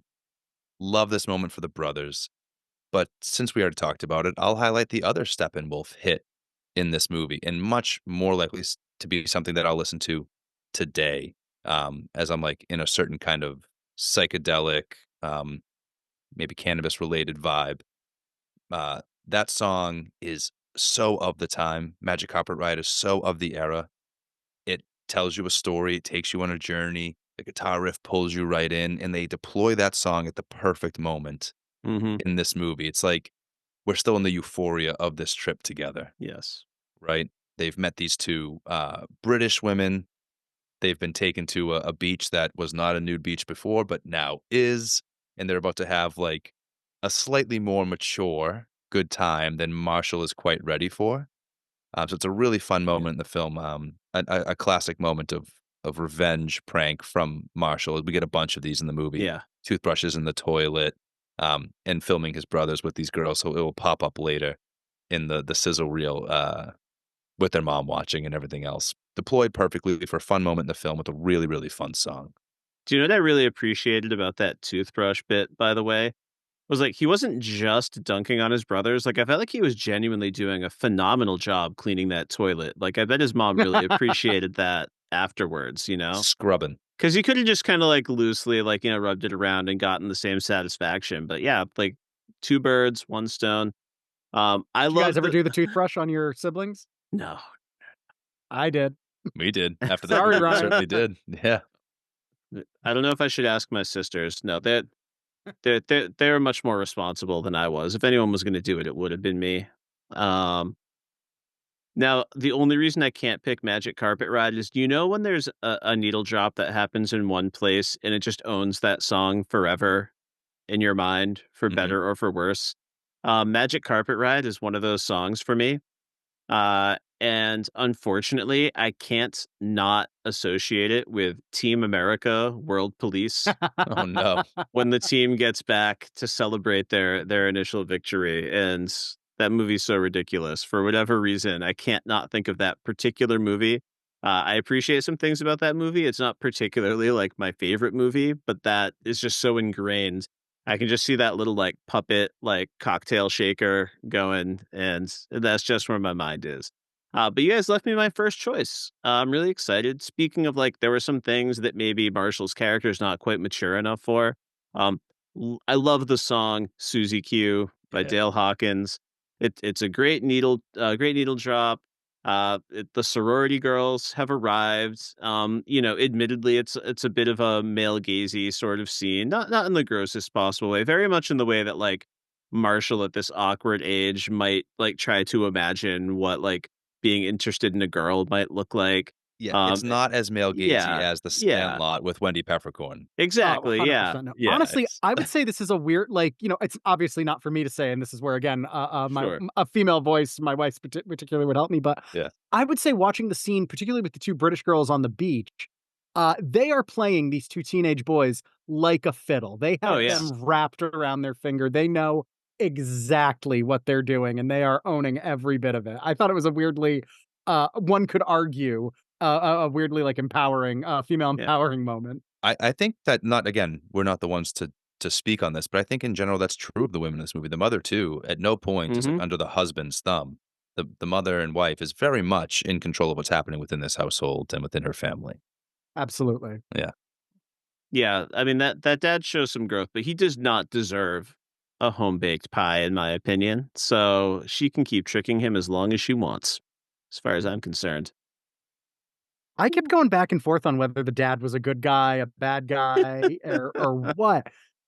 You know, he comes in and he's like, "What's for dinner? Like, what are we making?" And, she's like, "You know, well, fried chicken and a homemade apple pie." And he's like, "That's great, honey." And it's like, "Well, okay. Yeah, I guess." Like, these boys, they are absolutely never gonna get that camera. It's not happening. They're just gonna work here on Yeah. our farm. "Alright, you guys can have the camera." And it's like, Yeah. you just whiplash with the dad back and forth. Okay, that whole determining who gets which piece of chicken was so fucked up. Dude, I wish that was more fucked up to me. That is such a real part of my life as a kid, getting biffed Same. upside the head by my dad at the dinner table for something on behalf of my mom, super, super real for me. Whew. My dad would he would never, like, smack us. My dad can do you've heard of, like, the dad whistle that, like, just Oh, can cut through the neighborhood? Mm, My dad's snap of his fingers, he would snap his fingers and point, and, like, you could just feel the snap in your lower back. He just could oof. he could command a Mm, room with a snap of a finger, and we would get that if we were, overstepping or doing anything or hogging the food, yeah. yep. mm, mm, mm. Yeah, classic. We'll talk more about the dad in a little bit, I think. So I've got some thoughts on that, but I'll save it for now.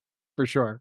Yeah. Randy, such a good call out though on Suzy Q. I'm glad that you mentioned that moment. You were saying it's a little bit male gazy, but Yeah. not terrible. Tell me more about why you like that song so much for this moment.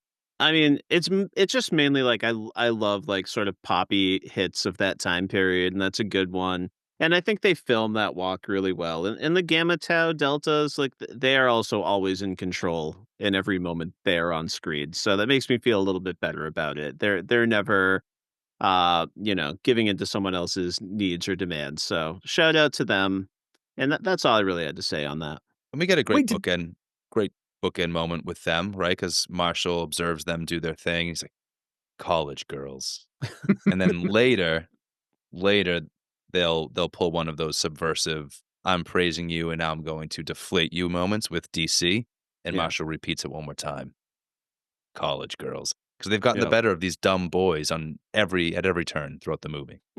yet another way this movie kind of makes, intellectualism a bit of a heroic quality. Yeah, Yeah. certainly does. All right.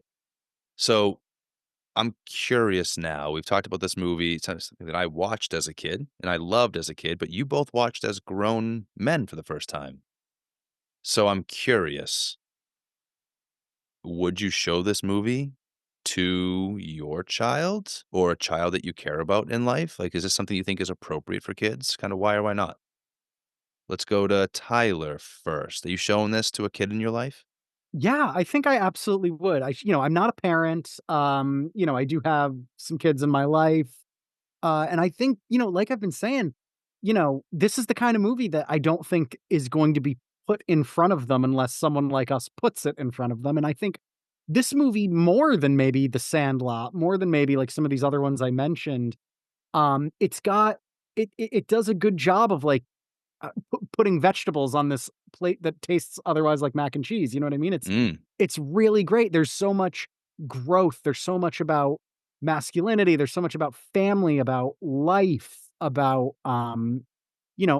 having and ambition and all of that. There's so many good qualities and lessons in this movie, that I really think, yeah, it's great. There's no scene that I would really, like, have a caveat of unless the kid I'm showing it to happens to have a plane in their barn that they really shouldn't be flying. But otherwise, I can't see myself warning them about anything, before watching this movie. I think it's just wall-to-wall entertainment and, some quality, good, worthwhile lessons. yeah, really well said. I agree. Like, unless your kid happens to have a whole stash of firecrackers and a backyard pool, you're probably not in danger of influencing them too badly with this movie. Or knows a cave where there's a cave full of bears. Full of bears, sleeping. What about you, Randy? What you showing this to the boys? Yeah, so I am actively going to be trying to get my 10-year-old to watch this movie for a few different reasons. Number 1, I genuinely think he will like it, but he is my son and therefore very stubborn. So I have to tread really lightly because it does not take much for me to ruin any chance in the world that he's going to watch something that I suggest. But this has a lot of things that he likes. Number 1, he's at that age where he started to occasionally take an interest in, like, a coming of age story, like, maybe something they read in school, and then the movie pops up, like, I had forgotten this movie even existed, but, like, about a month ago, I went and he was watching the movie Because of Winn-Dixie, Oh yeah. which is one of these little, like, coming of age movies, and, like, Dave Matthews shows up as a character. Um, but, like, that sort of narrator coming of age thing. But also, my son loves road trips, and he is obsessed with license plates. He has, like, a very distinct set of rules for when, like, the license plate game starts. We can go on, like, a 3-4 hour car ride, and he will need no other entertainment than looking for license plates. It's uncanny. I I used to love play that that. game, but not as hard as he plays it. It's pretty impressive. But yeah, but apart That's from that, awesome. Mhm. oh yeah, but like apart from that, like I have my own reasons. Like I think there are great lessons in this movie. Um, I love that all the characters in this movie are flawed. I don't think it's perfectly written, but this dad creeped me out. Him deciding who gets what cut of chicken, like, was like really deeply disturbing to me. But I did call him coachable, in my write-up, like, he very much feels like someone who, like, learned these lessons. This is the type of man I have to be. These are the rules I have to follow. Because we all try to impart good lessons, but we impart both the good and the bad, whether we like it or not, I think. Um, and I love that he's not just the trope. Like, this it wasn't like he never looks up. He's also out singing good old Mountain Dew uh, at night, and the kids are loving it. And, like, he's really kind of a pushover, right? Like, I respected the movie for that because when he first says no to the camera, like, the way he's convinced to change his mind is, like, his wife's gonna give up her special Hawaii trip money she's been Mhm. saving, and he won't let her do that. So I thought that was like a surprisingly complex character, right? He was breaking some of those patterns a little bit. And I want my kid to see that. I want my kid to keep celebrating dreams and dreaming the way Marshall loves to celebrate dreams. And maybe I'll eat these words someday, but I want him to watch that sequence where a kid finds the words to stand up to his dad Yeah. Amen. and tell him that he messed something up because, quite frankly, sometimes we do.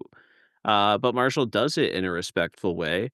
And I think part of the reason the dad comes around is it's not just that Marshall was right, but he realizes that he did impart some of these lessons. Like when his Mhm. kids challenge him, it's because they are pushing some of the correct lessons he's taught them back in his face, and I think he realizes that there's some room for growth there. So I love the growth potential in the dad.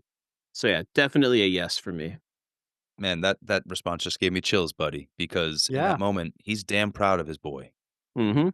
He is damn proud of his boy in that moment, and that's gotta be complicated as a parent. As our kids grow and, like, my daughter can be really stubborn, um, Mhm.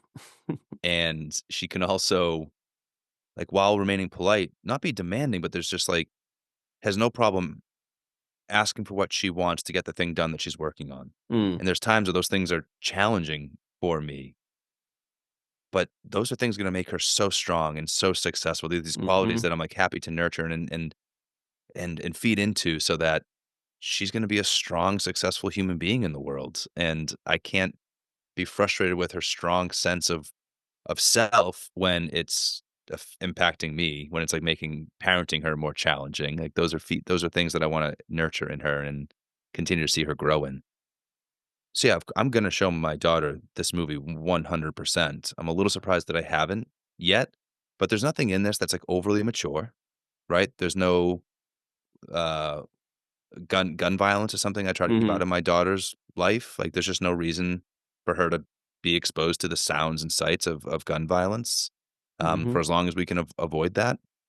This doesn't have any of that. It doesn't glamorize or glorify anything problematic, actually quite the opposite. I love the scene when DC takes the shot at that doe Mhm. with his bow and arrow, or I think it's a crossbow, in fact, what a weenie. Um, Mhm. and L7 weenie. mhm, square. And then But he Marty plays has to ball like a go. girl. That's right, he does. Marty has to go and put that deer out of its misery, and Mhm. that's like it's a heavy moment, it's a powerful moment, it's powerful for Marty and for Marshall, for all of the brothers. That impacted me as a kid. These these young men that we're watching grow up, they have all these, like, some classic masculine tendencies, right? They wanna be outside adventuring, they wanna blow stuff up, they wanna be amongst animals, and they're out hunting, but they're sensitive, feeling men. They're men who want to do the right thing.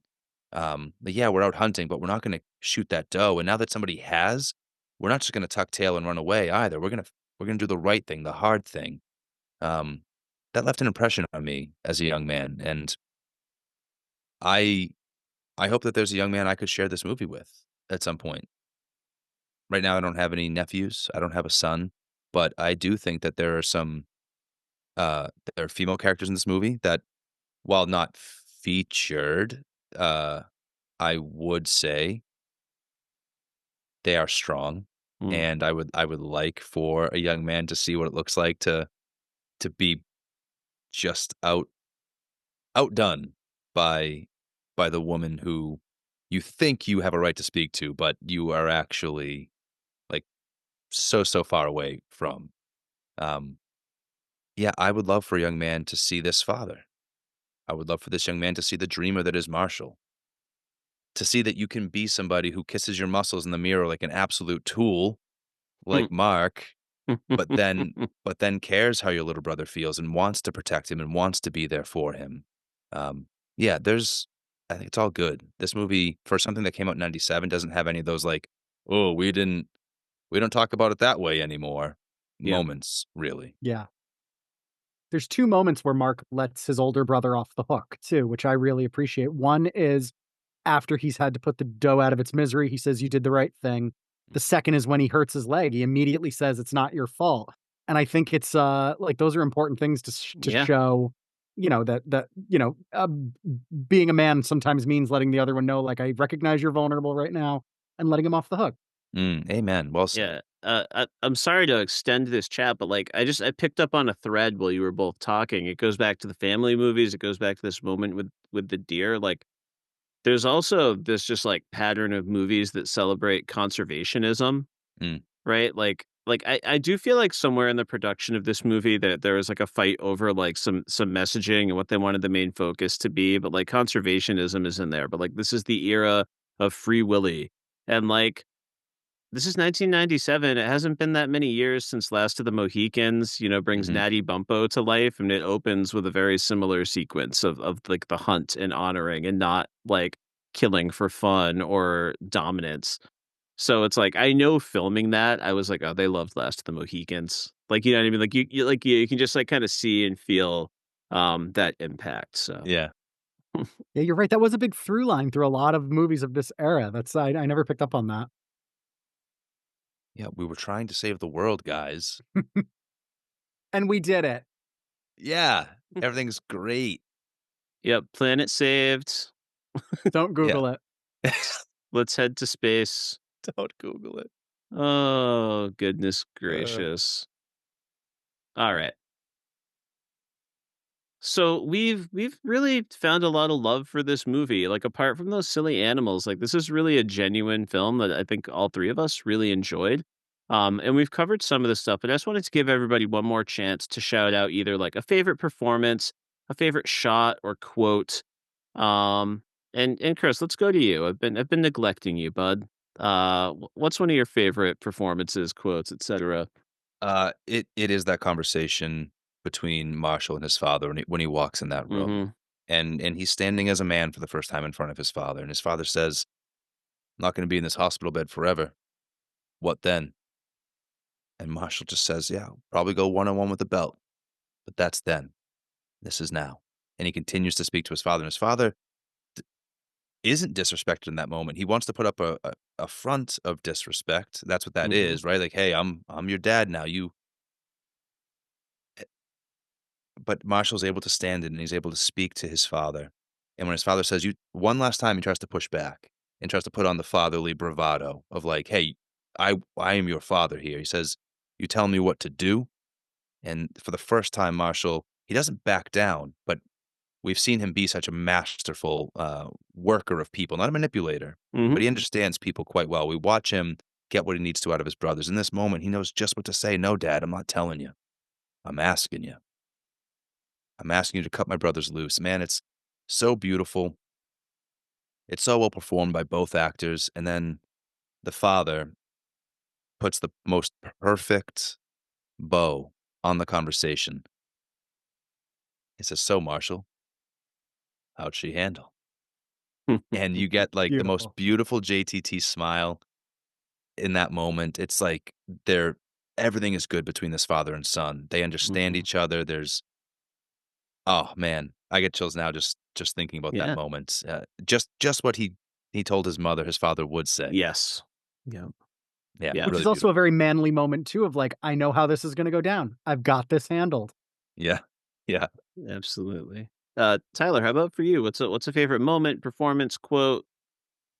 I as I heard you guys talking as parents about this movie, I thought it was really interesting the way you both said, and commendable the way you both said, you love the idea of showing someone not stepping up to their father, but, like, standing up to them and getting what they want, and that you hope your kids will be the same. I thought that was very powerful, and it did remind me of the scene, and it's a negative scene for the father when, the older brother is like, they're back. He's really upset that the camera broke, the movie's not really going the way he thought it would. He's kind of upset about what they got, and he starts just sort of bad-mouthing the work that they're doing. He's feeling like he's stuck there forever, and I actually did appreciate this moment from the father. Now, the goal of the scene seems to be, the father holding the kids back, holding them, making sure they're staying in their place. But I kinda got a different read from it where he just says something to the effect of like, "When did you get too good for this Mhm. life?" Mhm. And I definitely did that a lot as a kid. I We all want the story of how we crawled up from dirt without permission, and, we talk accordingly, and sometimes I would badmouth my dad for like, "Well, we don't get to do this, we're not doing this, you didn't do this." And it's like, it's a reminder once in a while that, like, you didn't crawl up from dirt, you crawled up Mhm. from the height of, like, my ambition. Mhm. Like, Mhm. you're starting at my end point, and Mhm. don't forget it, and don't be shitty about it. And I think just, like, it made me I didn't look at it through the lens of a parent because I'm not a parent. I looked at it through the lens of a son, and kind of Yeah. that impacted me and made me think of all the times that I really disrespected, what my dad built. It may not be much to some, but for him, it's a lifetime of work, and Mhm. Mhm. don't be shitty about that. And I think, that really stuck with me, that scene in particular. Man, really, really well said. I'm so grateful that you brought that up. I do think that that scene, that moment is nuanced. I do think it has layers to it because there's an extent to where it is part of the dad holding the boys back, but it's also a truth that Marty needs to hear in that moment. And it's not a truth that's going to resign him to that life and say, well, I guess, yeah, it's good enough for me, dad. I'll stay here. No, no. As parents, we want our kids to move beyond us, right? We want them to outgrow us, to outachieve us. I love the way you said that, Tyler. They're starting from the height of our ambitions. Mhm. Um, and so Marty has to hear that, and he has to decide, like, no, I'm not too good for it. That's not what this is about, right? That's important for his character, Mm. but he still has his dreams, Yeah. and that's okay too. And that's kind of what's at the heart of the moment in the hospital room Mm. too, where it's like, he's making his dad realize, what you've given them, you want them to go beyond that. Let them do that. This is That's what a you raised boon us for for. you. Yeah. Mhm. Yeah, I think these are beautiful. I'm looking at my, like, favorite shots, moments, performances. I have kinda smuggled them all in different points of the conversation, but I do wanna smuggle something else into this section that maybe doesn't quite fit the prompt, but I think is relevant. You both might have figured this out, but, maybe the listeners have not. There's this one moment in the film where we get this narration, like, we hadn't seen anyone for, like, I don't know, days, weeks, whatever it is, but then, like, they weirdly cut to people, and then there's, like, this rushed line of, like, "But we wished we hadn't." And, I mean, the implication is that these are the guys who are gonna, rob them later on. Yeah. Uh, but did you guys realize the other reason they awkwardly, like, cut to these guys and had them, like, stare down the kids in the car? I read the reason, but Pre I'll let you. It's Pre-MAGA warning. no, it's the real Stouffer Get him, Chris. it's the real Stouffer brothers. Oh, I They never knew are that. they are the ruffians staring them down. It's the Yeah. real bros from real life, doing the little stare down. I was reflecting on, I did realize that they were real people before I went in. I did a little bit of, like, light research before I dove into the movie. Um, and even though, this is nothing like the reality, like, it seems like Marty went with some friends in college to Alaska and grabbed some footage and came home and intentionally showed it at, like, a local auditorium to, like, make money, like, actively with confidence and excitement about his project. He goes on to do that Predators, um, with Robert Redford, but it did give me, like, this extra layer of buy-in that I might not have had otherwise, because I was so immediately invested in, like, where's, like, the line between truth and fiction in this story, and, like, what Mhm. I read one of my favorite books that I bring up all the time on this podcast is The Things They Carried. And the thing that's most interesting to me there is Tim O'Brien saying, there's a difference between the story truth and the happening truth, and sometimes the story truth is truer than the happening truth. I don't necessarily think every choice in this movie lands into that truer than the happening truth layer, but I loved that I knew it because I really do think it improved my performance and it inspired me to want to go watch that Predators thing and understand what conservation meant to this creator and just I think it's a neat detail about the movie. It can work without it, but I think especially if you're an adult going back to watch it, I think you'd probably benefit from knowing that this is inspired by some real folks going in. Yeah. Yeah, really well said. I love that you highlighted that because I think they're wise throughout the movie to add some of these imaginative elements to help further the idea that this is a fictionalized experience of I will put even in quotes a true story, right? This story didn't happen. These people exist, and let's tell a story within that world. Um, and storytelling is a part of the film reality. So even like embellishments and imaginative fictionalized recountings of things we've experienced are part of the story world. Like the father has given his son this whole story of having flown planes in the military, Hmm. which is simply isn't true, but it's something that he chose to give to his son that becomes a very real part of his son's life. Hmm. It's as true as it needed to be for Marshall, who will then go on to fly a plane. Sometimes the people need an Atlantic article, sometimes the people need a legend. Mm, well said. Thank you. All right. Well, I think we've done it. I feel like I've celebrated this movie that I love so much with two guys who seem to have taken a liking to it as well, and I can't tell you how much Hmm. that means to Genuinely, me. thank you for bringing this movie into my life. I'm so grateful, like, to hear you, Randy, say that you're gonna share it with Ben, like, really sent me, high, so thank you for that. I'm grateful that we got to talk about it, but we're not done yet. We've got to get into the extra credit of a media lit episode. It's time to give away some awards and to have a little bit of fun. So we'll start with a question we don't always include in a media lit episode. It doesn't always work for the property that we've been exploring, but I think this time it applies. So I'm curious to ask you guys: does this film work with modern day smartphones? That means you have the cell phone with the capability to interface with the internet. So, Tyler, what do you think? Does this movie work with smartphones? I think no. I think if you wanna make a movie about coming of age, about chasing ambition, those, like, broad stroke topics, yeah, you can find, the modern way to do it. Like, maybe instead of just, like, the wilderness, they're searching for something more hyper specific, like the Cave of Bears or something like that, but unfortunately, all of the shots that they're ambitiously going out to get, you can find on a modern cell phone, you know what I mean? Like, everything they're capturing is I mean, unfortunately, AI could generate those images today, and they shouldn't not because it's bad for the environment, and also, like, learn to write your own emails. But, that's a high horse for a different day. I think, yeah, this movie being set in the '60s without modern day cell phones, there was this kind of frontier quality to it. Mm, Um, and I think that, yeah, what they wanna go for and all of that is something that modern day cell phones, they do take away. mhm. The connectiveness too, like, they're not ambitious, like, they talk to their mom via a payphone once in a while, but, like, they're not forging their own path. If they break their leg, they can call their mom and their mom can get there. An ambulance can get there, like that kind of thing. It's the adventure of just going so far from home to the point where there's no easily turning back in search of something.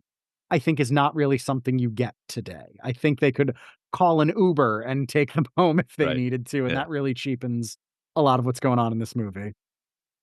Dude, super well said. Super well said. Yeah, I'm so yeah. glad you highlighted the payphone every once in a while because that was the only chance they had to call. Yeah. Yeah, the adventure certainly is lessened with a cell phone in hand. Randy, what do you think, man? Anything to add? So for the sake of debate, I'm gonna say yes, it could work. Like obviously, like the whole logic gets a little bit messy because we're talking about a period piece set in the '60s, so that there are like other layers of technological concerns. The endangerment levels of different creatures has shifted in the decades since then. So like there are other elements of this story to keep in mind. But I've got these three kids who desperately want to get off on this journey. They want to get out of the nest. And if this movie is happening, they still need to have this really fascinating, interesting animal whisperer mom. They still need to have this dad who is trying to control them. Uh, and if this dad existed in a world with cell phones, he would absolutely be the guy that wouldn't shut up preaching about how awful it is that everyone has a cell phone these days. Yeah. So when these boys are in the process of throwing this logic back in their dad's face, that they can lose those phones. They're often heading off to places with spotty cell phone reception. I think their mom's willing to give them a longer leash. And if you're doing it for a modern day audience, you could turn it into a little ceremonial scene of them like choosing to ditch the phones or something. You know what I mean? Like, I think you could really lean in and make it happen. And I mean, all they had was the payphone, but there did seem to always be one handy, even when they were supposedly in the middle of nowhere on the side of a mountain. And there was like a magical family that appeared to like feed them and offer them lodging for the night. So I think it could work. Yeah, but couldn't you tell that it was, like, absolutely a mountain family where he's the Oh one yeah. doctor for, like, 80 Oh miles, and yeah. they've Oh they've yeah. got 9 kids. She had, like, 3 around her, 1 Yeah. on the hip, 1 in the belly. To Randy's point, even with modern cell phones, he would still be the one doctor in that That's area. true. Yeah, That's yeah, true. true. Alright, I might have been swayed. Well done. well, hold on, because 'cause I'm in the unique position now to have to pick between the 2. Very rarely do we have this split. Yeah. Um, Randy, I think one thing you said got to me. It still works if the cell phones are only included for the sake of that ceremonial moment where they ditch the cell phones, Mhm. and they say, "We're Mhm. going off the grid, and we're Yep. gonna do this old school." Because to your point, Tyler, I'm with you. The way this movie is Yep. currently constructed, period or not, the adventure is not the same with that level of technological support. Like, you don't get this great sequence of them laying out the map on the hood of the car, right? Yep. To decide where they're going next. They've got little bits of information. Arapahoe Peak, Peak of Arapahoe. There it is, Arapahoe Peak. Let's go. That all feels very, very different when they're just looking at the piece of technology that's in their hands, right? It's not as tactile. It doesn't feel as Indiana Jones if you're not unfolding the map and laying it out and plotting your course. And very specifically, the Bear Cave. It's a legend. And today, unfortunately, more and more legends have been dispelled with Yeah. because Mhm. we know too much. We can share information almost too easily, right? So you can very quickly just debunk a thing that a person tells you. You used to be able to tell your friend anything with enough conviction, and they'll probably believe you until they meet somebody older who they think they have more belief in who tells them otherwise, right? Now, it's just everything's a quick Google search away. So this bear cave, in this old story, it's is there anything to the bear cave myth about blah blah blah? And you've got a whole slew of Reddit posts and AI answers available for you on Google that help reveal that mystery or debunk that mystery, right? I Um, I'm just laughing because I'm picturing like Marty telling the story of the cave, and then Marshall's just like, let me see what Snopes has to say about this. dude, exactly right. Like one person's into it. Oh, really? Wow. Another person's in the background just Googling. Can't wait to rain on your parade with their shitty information. You know? So yeah, I'm with you, Tyler, that there's an adventure element to this film that Yeah. just doesn't feel the same with modern cell phones. Even the ability to No. like snap photos and document it that way rather than it's in our hearts and minds, which is why this has become such a tall tale. And then we have this little bit of footage to kind of Yeah. support and amplify the story. I will say, let me gracefully fall on my sword and say, if this were in a world without cell phones, a lot of those special conditions that I was asking for, I think would be less likely to exist. Like this mom with this attitude, this dad with this attitude. So yeah, it makes my argument start to get a little bit flimsy, admittedly. But I will say, Yeah. to your point, I loved what you said about, like, modern legends are largely dispelled thanks to the connectivity of the internet.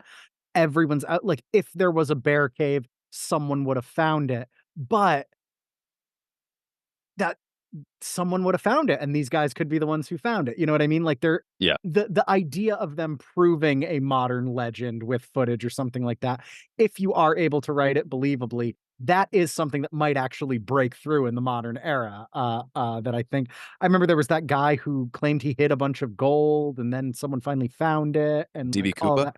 it wasn't DB Cooper. I don't think they've ever found his stuff. It Yeah. was a guy who like he said like, "I here are the clues to my treasure hunt. Do what you can." Hmm. And people tried, and then I think finally someone found it, and like like dominated the news cycle for just a little bit, little flash in the pan. But those moments are out there in the modern world if you know where to look. Okay. And I think that might I think the movie would exist, or should exist, in the modern era? I can confidently say after this conversation, I don't know. You know what? Nice. It wouldn't exist because they would have just done like a podcast about it instead. A good podcast with all the people they met, especially if they were able to get Danny Glover on mic. And hey, a great podcast can truly change the world. Am I right, fellas? Heck yes, Amen. heck yes. What else are we doing here?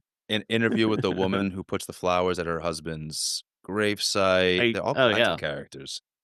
Get the Devonshire cream girl to give her quote on mic. All right. Speaking of the Devonshire cream girl, let's go to our next superlative. Um, so on Media Lit, we love a recurring segment. We have some favorites. And Kris and I recently decided to come up with a list of superlatives that we're going to kind of filter in and out of episodes as they relate to each property. And these are all inspired by different things that we love, either generally things that we've done extensive sets of podcasts on in the past. So the superlative I am bringing to the table today is inspired by our shared love for the Owl House, an incredible show that we did a 4 episode arc on Saturday Morning Adventures for the Pop Break. What a great website. Um, an incredible show full of great characters. And one character is named Ida Clawthorne. She is the titular owl lady, voiced by the great Wendy Malick, just giving like a phenomenal performance. Uh, in the Owl House, there's this very repressive coven system that tries to limit the magic of the magic users, and it's a ploy to control everyone. But our girl Ida jokingly starts the Bad Girl Coven. So this is the Ida Clawthorne Bad Girl Coven Award. Which character is not afraid to get their hands dirty, but they're good when it counts. And while this is called the Bad Girls Coven, this is not a gender exclusive coven. So take that as you will. Kris, since I'm guessing you've got more Owl House background, I'm going to go to you first on this one. Yeah, I was so thrilled to be able to award this particular superlative for this film. We've already talked around the recipient quite a bit more than I thought we would up to this point. But I'm giving this award specifically for being good when it counts to Marty Stouffer Sr., the father. He is absolutely the most genuine member of the bad girl coven in this movie. There's a version of Hmm. himself that he thinks he needs to be. I think you said that earlier, Randy. Or maybe it was you, Tyler. There's a version of masculinity he thinks he's supposed to portray, right? We have to remember this man was also a child once. He's Hmm. somebody's son. There's an example that was set for him, and there were expectations that were set for him in life, and he's living in them. But he is coachable, and he does Hmm. love his family, and he shows those things in the right way when it counts. He does pour into his boys' dreams. He does want them to grow beyond him. He drags himself from that hospital bed to the gymnasium that night to be the one clapping for them, to stand up next to them to the bully, right? To say that he's damn proud of his boy. That all those moments when he chooses to ask Marshall how'd she handle, right? He allows himself to be humbled in that moment. Hmm. The fact that he even gives his son this story to begin with, I mentioned it before, he wasn't a pilot. And I don't think it was just his own desire to, I don't mythologize his life, which I think we have a tendency to do with our kids. Perhaps our stories get a little tall. We want to seem larger than we were. But he was giving his boy something to strive for. He gave them this story that led to this wonderful bond between them, fixing up that airplane and naming it Zero because only Marshall was going to Mm. fly it. This father is a man who has a lifelong friend in Leon. Yeah, he works on the farm with them. He works the carburetors or whatever their business is. That's just, you can tell that's just a buddy from the war who followed him home, Hmm. right? Who now just lives with his family, who's been brought into their life. who names the shapes of the clouds with his youngest son, a man who can have that kind of friend who stands by him through thick and thin. That's there's something to a man like that because you can Mm, tell Leon's a good guy. You can tell Leon if he's spending his time with Marty Senior. Marty Senior is more than just the cigar chewing bravado. It's more than just the truck driving man's man that he tries to mm. present, you know? And so for being good when it counts, for not letting his wife give up her Hawaii money, for saying he needs a vacation and finally getting her to that island. Um, for all these reasons, Marty Stover Sr., for me, is the recipient of the Bad Girl Coven Award. Yeah, by the time we hit the owl Absolutely. yeah. By the time we hit the Owl House finale, he absolutely would have been on the side of the angels in that final showdown. Love that. Tyler, I don't know how familiar you are with the Owl House, but I'm sure you understand what we're going for thematically here. I So think so. who is your award winner? A little bit. So yeah, I someone who's not afraid to get their hands dirty and is ultimately on the side of the angels. I think I have to give this award, and I may just be projecting a little bit as a younger brother myself, Mhm. but I do have to give it to, I believe, Marshall, Jonathan Taylor Thomas's Yeah. character. I do have to give it to him because this kid in any other context, it has a miserable life and is bullied. His brothers tie him to a chair and dip him in a pool and splash firecrackers on him. When they need a piece of paper, they use his chest. He's the guy, they make him like put the camera out in the thing for the moose. But what I found really interesting and what I still can't put it to words, but this movie did a good job of capturing an emotion that I think I felt a lot as a little brother, is the moment where he's in the plane cockpit at night and the older brothers come in with all their friends and start Mm. showing the movies, and it's like, he's looking and he's like, "Yeah, it kinda sucked to get dipped in a pool, but, like, look at the joy it's giving these people," and, like, my brothers, they did kind of a shitty thing, but they do have my back. They are trying to keep me safe to a degree, and they're also exposing me to this kind of adventure, you know what I mean? Like, they're letting me be part of this. Like, no, I don't get to watch the film with them, but they're letting me be part of this thing that they create, and then through and through, throughout this adventure, those 2 boys, if they stuck to their original plan and went out on their own, they would have failed, possibly died. It Yep. is Yep. it is Jonathan Taylor Thomas, it is Marshall's intelligence, his bravery, his ability to fit into tight spaces that makes them a success in the end. And I also think he shows his side of the angelsness several times. That scene we talked about briefly where the dad dresses him down and Jonathan Taylor Thomas almost sarcastically is like, "You know what I like? I like this because it's boring, it's straightforward, and that's gonna be us the rest of our lives. Am I right, fellas?" Flying the plane in the end just to prove to everyone what they're capable of. Mhm. That's getting your hands dirty and that's doing it for the right reasons. He's This kid is willing to have a one-on-one with the belt to make his point, and I think that is pretty commendable. Chills. Well said. Really well said. Mhm. Thank you. Yeah. Yeah. So I'm a little bit torn on this one. I have two recipients in mind. And the way I'm gonna make the call is just by who we've already spent some time celebrating. I thought going in, I had a whole bit ready to go where I was gonna give this to the Gamma Tau Deltas, for coming in looking materialistic, but ultimately being good when it counts. And they would be great recipients. But I want to spend a little more time shouting out the mom, Agnes, because Mhm. I think she belongs in this bad girl coven. I think I'm she so glad you're and doing this. yeah, I think she and Ida would be the best of friends. Um, it's very clear that her relationship with her husband is not all rosy. Like he is being pretty like forward with her when he arrives home. Um, these demands and expectations. Do I have a home cooked meal? Did you do this from scratch? The decisions of like what chicken to get. But the fact that she knows him so well that she is not afraid uh to slip that store-bought pie past him and like, dude, I'm not a gourmet, but even I could piece that together. But I love that she's doing that. She is mostly like just this untouchable sort of like perfect mom. But like, she's encouraging her son to value white lies, which I think is a slippery slope.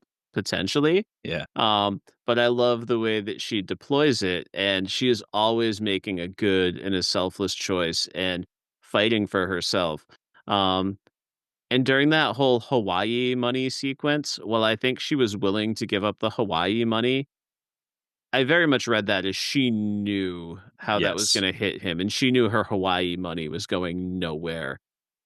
She knows that those finances are doing well enough that they can swing the camera if they really need to. And yeah, it was so sly, confident, calm, comfortable. She keeps her boys feeling safe, much like Ida keeps her sort of wards feeling safe when they're in desperate circumstances. And frankly, it's a fantastic performance. Uh, you know, what a year for this performer. Uh, when we're going through the filmography, she's probably going to like look back on 1997 and shout out Titanic Yep. ahead of Wild America. But still, some great work here. She would go on to be in the seminal classic Gone in 60 Seconds as well. We can't forget Who is she that. in Gone in 60 Seconds? She is, the wife of the old mentor to Nicolas Cage. Oh, god, that movie rules. The movie does rule in a very specific type of way. That I also I think it's worth pointing out, again, we've mentioned a few times the lack of a female, presence on this podcast, but I do think it's very important to point out that a lot of the father's story was realizing that he actually wants his kids to go further than him, to go further than his own ambition. Meanwhile, act 1 of the movie, the mom just wants to go to Hawaii, but she's like, "Oh, no, the kids want their camera. I'll give up my Hawaii fun." She's already there. Yeah, yeah, she's already there, totally. Every She woman in this movie is playing these men like chess pieces. They know exactly what they're doing, where they're going, mhm. and they've been there a while. And also apologies for having like a little brain fart a moment ago and not properly celebrating by name Francis Fisher for being an absolute national treasure. I'm so Absolutely. sorry I was blanking on your name for a second there, despite all the amazing performances you've hit us with over the years. So thank you. Nice. Well said. I'm glad you celebrated, this character because she's not just a pushover by any means. She's, to your point, Tyler, in control of everything at all times, even when I think she finally slams down that carburetor part. Mm. Mhm. And it's just to check Marty a little bit because when mom finally is giving you that look, you know, like, "Oh, I've really been an asshole. My sweet mom is now fed up with me." I think even in that moment, she's fully in control of the choice that she's making. She knows exactly what she's going to get out of her son as a result. I think it sounds like you and I grew up similar households where it's like you heard dad's car pulling up and it was like, "Okay, straighten up." But then there were the times where mom popped off and you were like, "Oh, no, call dad. We've really stepped in it." Yeah, we have really messed up. Yeah, absolutely, dude. Yeah. Oh, "Dad, good here's your stuff. belt. I have screwed up. Please you do the punishment." Yeah, I'll be over there. Thank you. Um, good stuff. I think 3 very worthy recipients of this award, and yeah, I love that. We got one more though, and this is the one that I picked for tonight's episode. For those of you at home who have not watched the series Lost, Tyler, um, as we've mentioned, we love Lost, and for those who have watched it, you would be aware that it does this very famous flash sideways bit of storytelling where ultimately we find out that our characters are in this sort of this afterlife space, this bardo space that they've created for themselves, where they go after they die to continue to process things from their life until they're ultimately ready to move on. And in this bardo space, they'll interact with familiar people from their walk in life for very specific reasons so they can continue on their journey of growth to that point of eventually moving on. So I must ask you all to help me award our first ever Lost Bardo Buddy Award, which will go to the character that we think is most likely to show up in our own Bardo. So this is a person who there's a number of ways you could cut this. I don't want to tell you how to think about this, but Mhm. who's wandering from this movie, wandering through your in between afterlife moment as you're still waiting to move on. Um, Tyler, it looks like you are compiling your thoughts. I'm going to go to Randy first on this one. Thank you. Yeah. Yeah, this was my easiest answer in all of my notes for this podcast. I knew who I was going with immediately. And this is a character who is named uncredited, but named on IMDb as Bigfoot the Mountain Man, as portrayed by Danny Glover. Yes.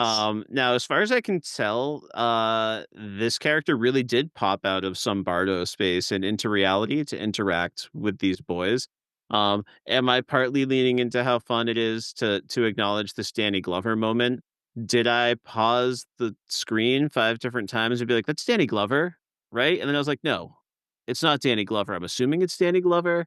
Uh, and then confirming finally that I was correct.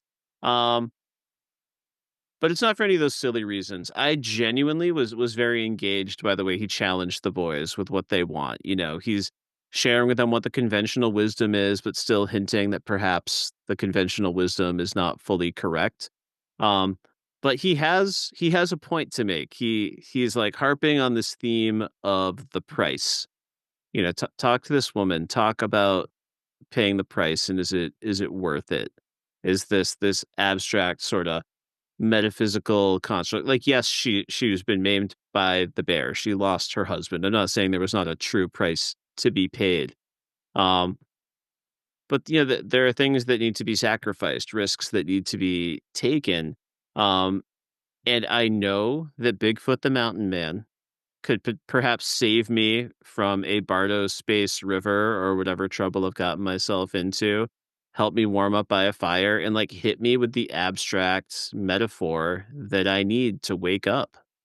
So he's my guy.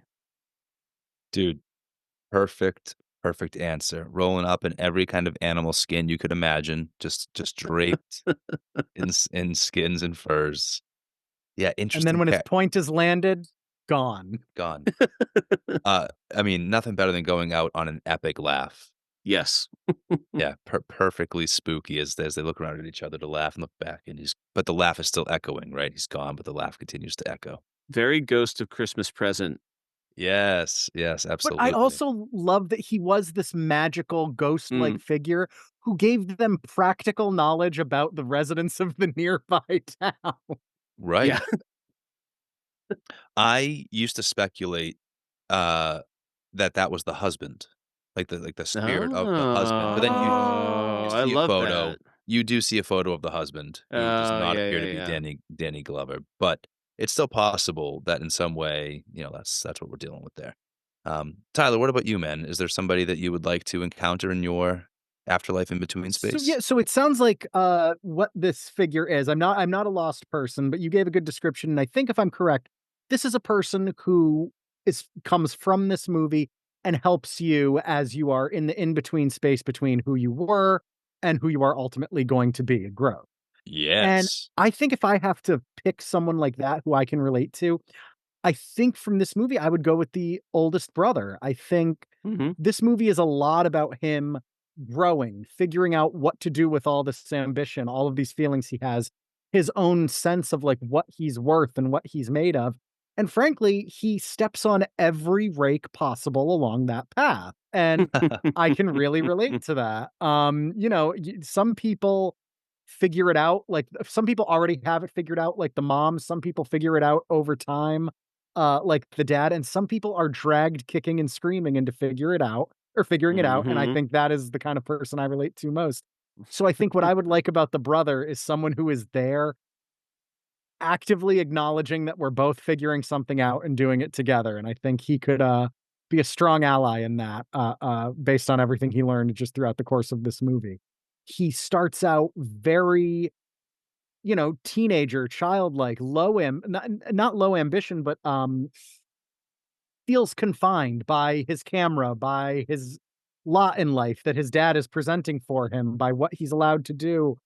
And then he just like finds a camera, hallucinates a lion, and it all clicks into place for him and he chases it. And I think that's a degree of bravery that I think I could use in my life. Mm, A degree of irresponsibility that I could use in my life. And I think he's just he cuts a not a straight path, not a clean path, but he gets where he's going in the end. perfectly stated, and I think you Yeah. you understood the assignment absolutely, Yes. absolutely deeply. Yeah, very, very well done. I was a B student. Well, it's kind of funny you should phrase it that way because like all these shows that lean into like Bardo space, they're like that's kind of sort of Buddhism inspired, but it's, Yeah. like a Western take, like it's very like I don't know, like, did you watch like The Good Place? Oh, yeah. That's very much like Bardo Journey inspired, like in that vein. Lost is a big influence on that show. So Mhm. that's sort of So, like, can I is figure it out in this newly constructed afterlife phase to move on to is the the next term one. Bardo space a lost thing? No, it's coming from Buddhism, and then, Okay. being played with by like a predominantly white male writing staff in the, early to late 2000s. Well, I But like it. In Tibetan Buddhism, bardo refers to the intermediate state between death and rebirth. yeah. It's a transitional period where consciousness, separated from a physical body, experiences various phenomena. Awesome. There you I have it. love that. I love the idea of an afterlife where you or a portion of the afterlife where you are not done growing. Right, right. I guess there's a Catholic concept, purgatory. Randy, you were once an attender of Catholic masses, I think. Yeah, yeah, so Me as well. Oh yeah, similar. okay. I was not. I did not. I was not made to go to CCD as a kid. Similar purgatory feels uh, like like if you need an extension on your homework as opposed to a worthwhile step in the journey. Well said. Really There's a well bit of That's said. finger wagging that goes with purgatory. It's an extension of your homework. That's great. that's a better version of what I was gonna say. That's the exact vibe I got. Yeah. Like, you Very should cool. really be going to heaven, but you might need a little extra work. Yeah, yeah, yeah. This is summer school. Yes, it's summer school. Alright. Yeah. Okay. For me, Randy, I was also going to say Bigfoot Mountain Man You because can he still does. have him. No, no, no. I think I'm happy to pivot because that was my sort of like fun answer, and I have one that's a little bit closer to my heart. And this isn't necessarily about who I think would be. No, it is about influence. I want to shout out Leon here, best Mm, friend to the father, and sort of like fun spirit guide uncle to Marshall, right? Um, I wrote in my notes as I was rewatching just um, Leon in the clouds, my heart, because I love that moment where Marshall sits up in the field.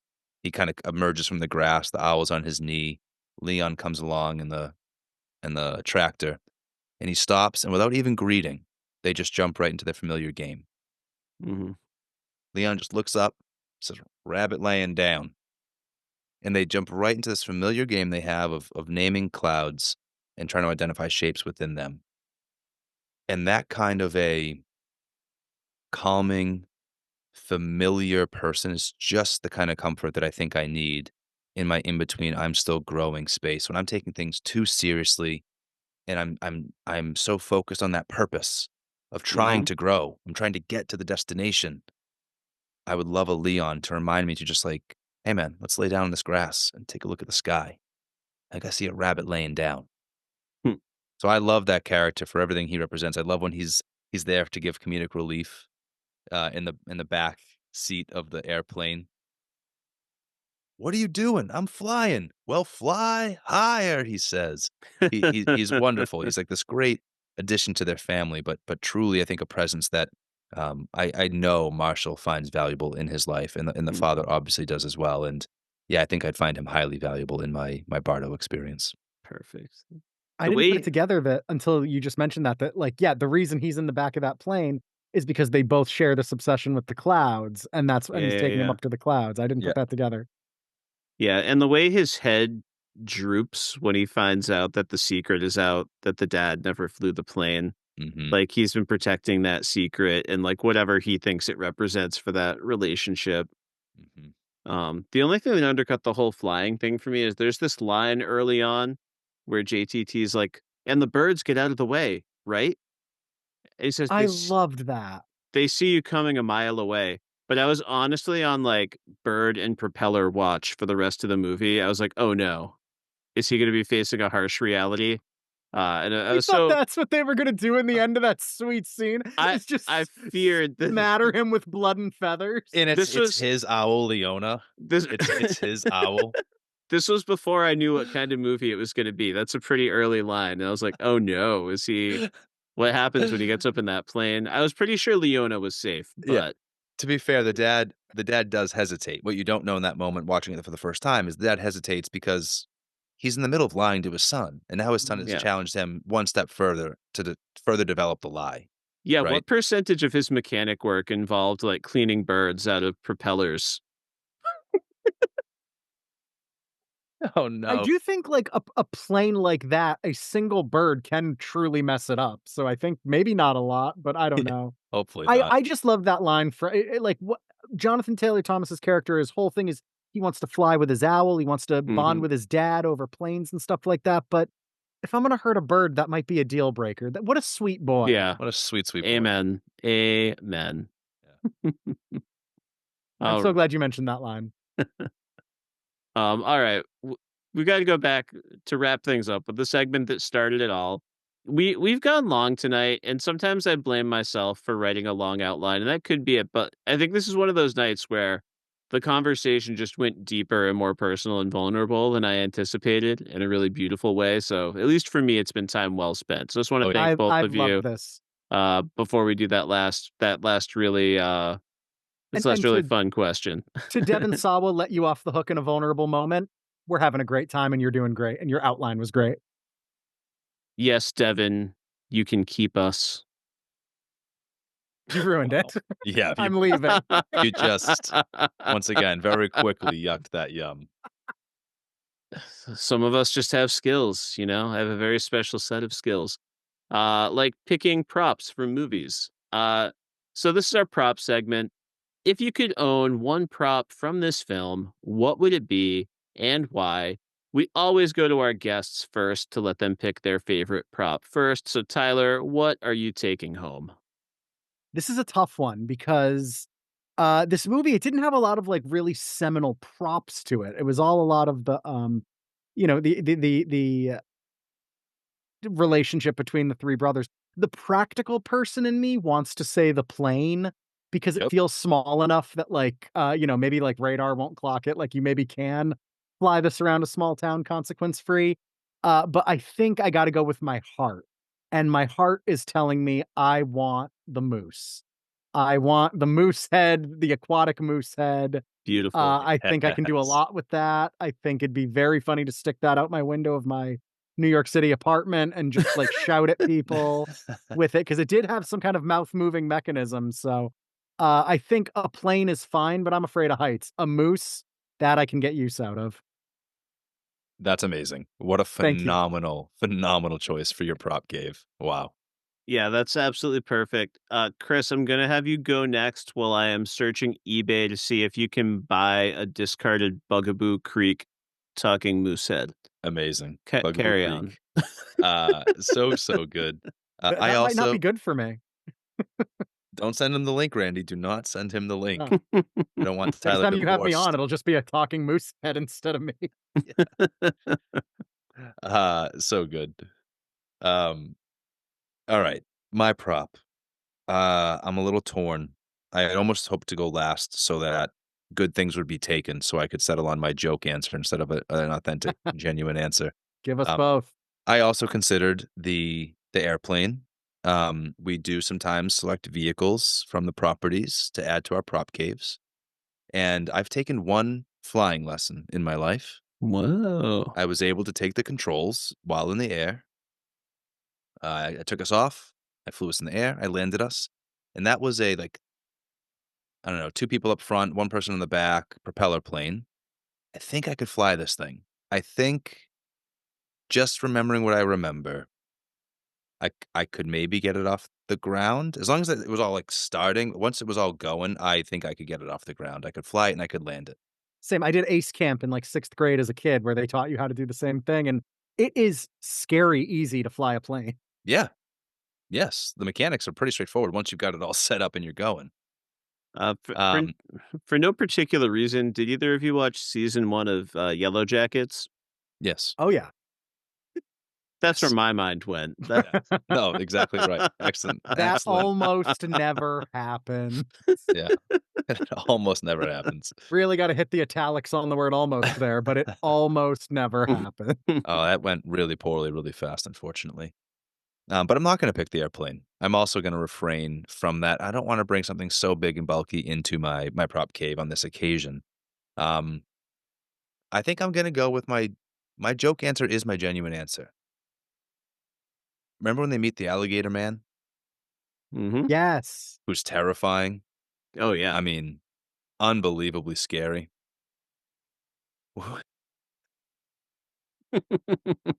When he brings them through the house to meet his friend from the war who told him about the bears, "He's in the house." He's yelling for him, "Back here, where you at?"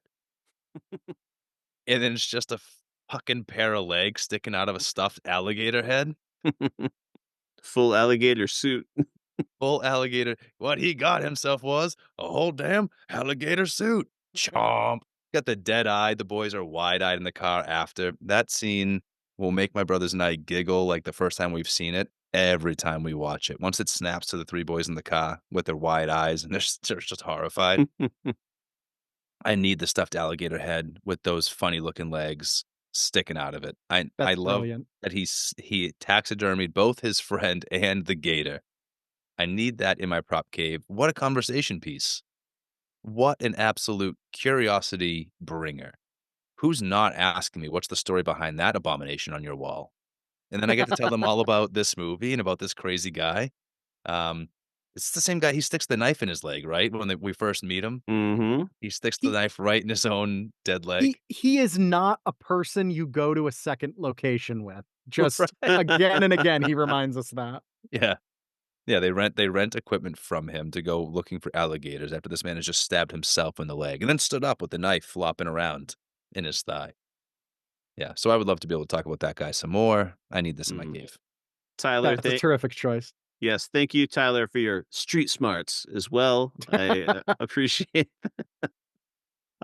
yeah, I was dusting off our old prop cave document, Chris, and I was, like, trying to figure out how to describe this. I landed on taxidermied crocodile with human legs from Wild America. Does that capture it? Nailed it. Yeah, Yeah, perfect. Um, so I was tempted to go with something obvious, which is, the camera, this almost mystical object. It's very cool looking. Um, That but was I the thing I was wrestling decided, with. yeah, and that seems like the cool answer, but media lit is nothing if not earnest. So I'm going to give a more honest answer with the thing I think I would probably honestly use more, and I would like just one of the just like simple movie magic rattlesnakes from the first shot. Not even the one popping out of the snow, just like when they're first walking by, it's clear that these are fake, but not in a way that made me like laugh or cringe the way I did at the bears at different points. It was more just like I felt like I was in an action movie. I felt like it was fun. I felt invited to let my imagination take over, and I would love to have one of those guys to, play with, maybe take it out, get it rattling when I have some company over. Just talk about, simpler times in movies and how maybe we don't need all this AI and maybe we overdo it with the CGI sometimes. I love that rattlesnake. It was great. kicking my little brother brain back on. If you take that and you tie the head to the door of the fridge, next person who opens it, rattlesnake's launching at him. Beautiful. That's So, right. so good. Didn't you take a whole Zebo home to scare your mother with on our last At episode? at first, and then she'd appreciate it. Yes, I Well, had a yeah, vision of her opening the garage door and then, surprise, here's Zebo. beautiful. My Classic little my mother, brother. by the way, who listened to that episode and said she loved it and loved you guys. Lovely, And lovely. I loved her just from your description of how much she appreciates those movies, and she will eat eggs. Was it 3 a.m.? What? No, she got up at 3 a.m. and then I think around 4 watched Hereditary with our 2 Yes. chihuahuas and ate eggs, yeah. Yeah, she's a legend, and A legend. we love her back. All right. So, guys, it's been a long but for me very emotionally fruitful night. I feel more alive than I did before. I feel freer to chase my dreams. So we've got to wrap it up. But Chris, we have to deal with one quick thing. We've decided to start picking honorary podlings from each Yeah. property. Do you think we've got a clear front runner? I don't know that we do, only because we have celebrated so many of the characters in this film for different reasons. So I'm curious to get your thoughts on this. From me sitting back in this conversation and seeing who took up the most of our attention and our time, I think it might be the dad.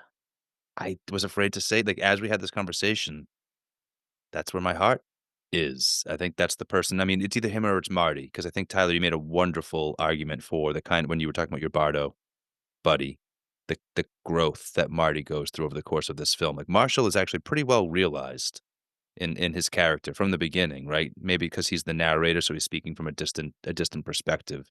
But we don't see as much as I love the Marshall character, and he's so valuable to everybody else's growth. He himself is like pretty well, like he's pretty wise, right? Yeah. So I think Yeah. Marty and the dad, Marty Jr., Marty Sr. certainly go through the most growth in this film.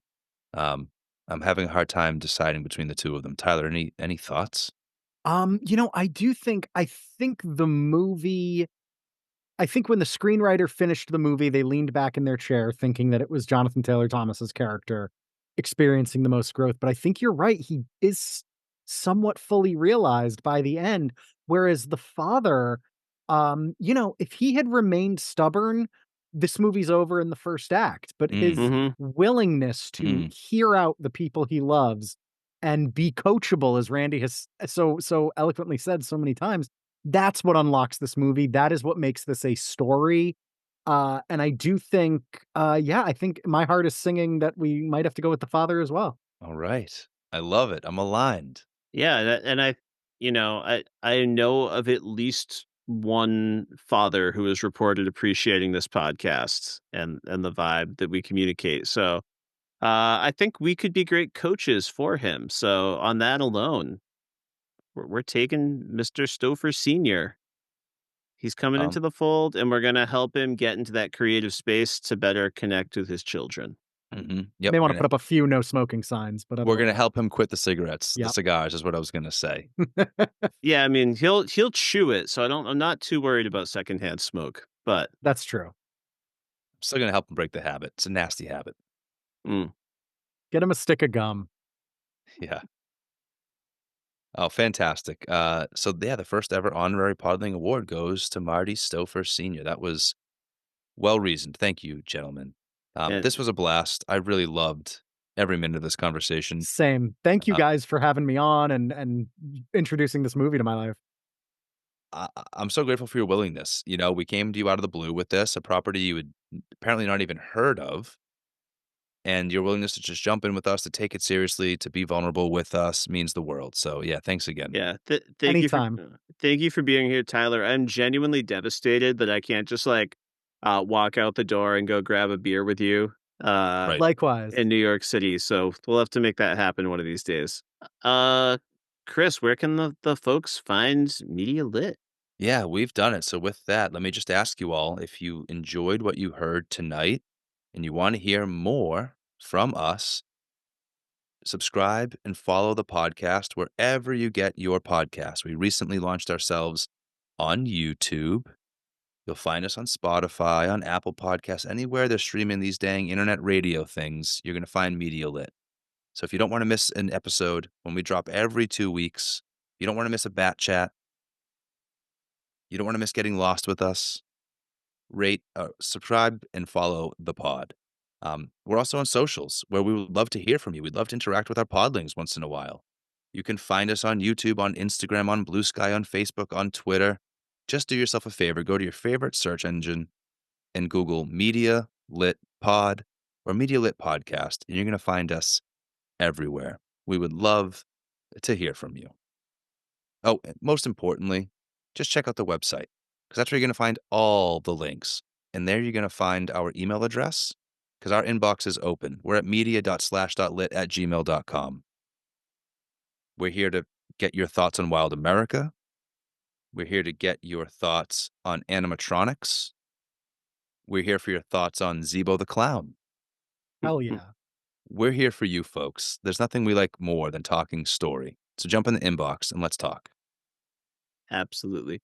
Kris, thank you so much for taking on the burden of plugging our show. But what are you up to separately from Media Lit? What's going on with you?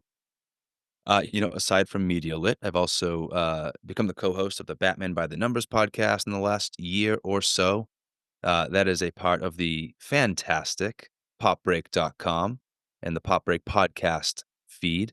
We drop monthly episodes going deep on the Dark Knight from all kinds of interesting angles. This year in particular, it's the year of Superman. We're in our world's finest era. July 11th, I keep saying it. It just simply cannot come soon enough. Um, I might be dropping this podcast at a time and place when Superman has already come out on July 11th, and I'm living in the euphoria of a post-Superman world. I don't know, but that's what we're talking about over on Batman by the Numbers this year. I'm also an actor and a voice actor. I'm a father and a husband. You can find me doing those things on Instagram and on Blue Sky at some version of Kris_Ingersoll, and that's Kris spelled like Kringle. Awesome. And I'm your host, Randy Elaine. You can find me writing up a storm over at the popbreak.com website, usually about television, an occasional film review, or other oddball project. 2025, as of this recording, I've already written 20 articles because all of my favorite shows came out at once, and they've been kind enough to let me write about Severance season 2, the latest season of Doctor Who, and I even got to tag team in and write about the whole Gorman arc on Andor, which was some of my favorite television of all time. And of course, you can find me with the Mancini brothers talking music. Go back and hear us on every pod you cast when we did our whole police breakdown. You can check out Pod of Doom. Speaking of timey-wiminess, we are either approaching the end of our run or we have already started formulating our next project because Kris helped us usher in the Ronnie James Dio era, and we don't have much track left in front of us where we decided to wrap up the chat. So I'm looking forward to that. Thank you always for being here and listening. I hope that our chat about this obscure movie from 1997 moved you as much as it moved us, and have a phenomenal night.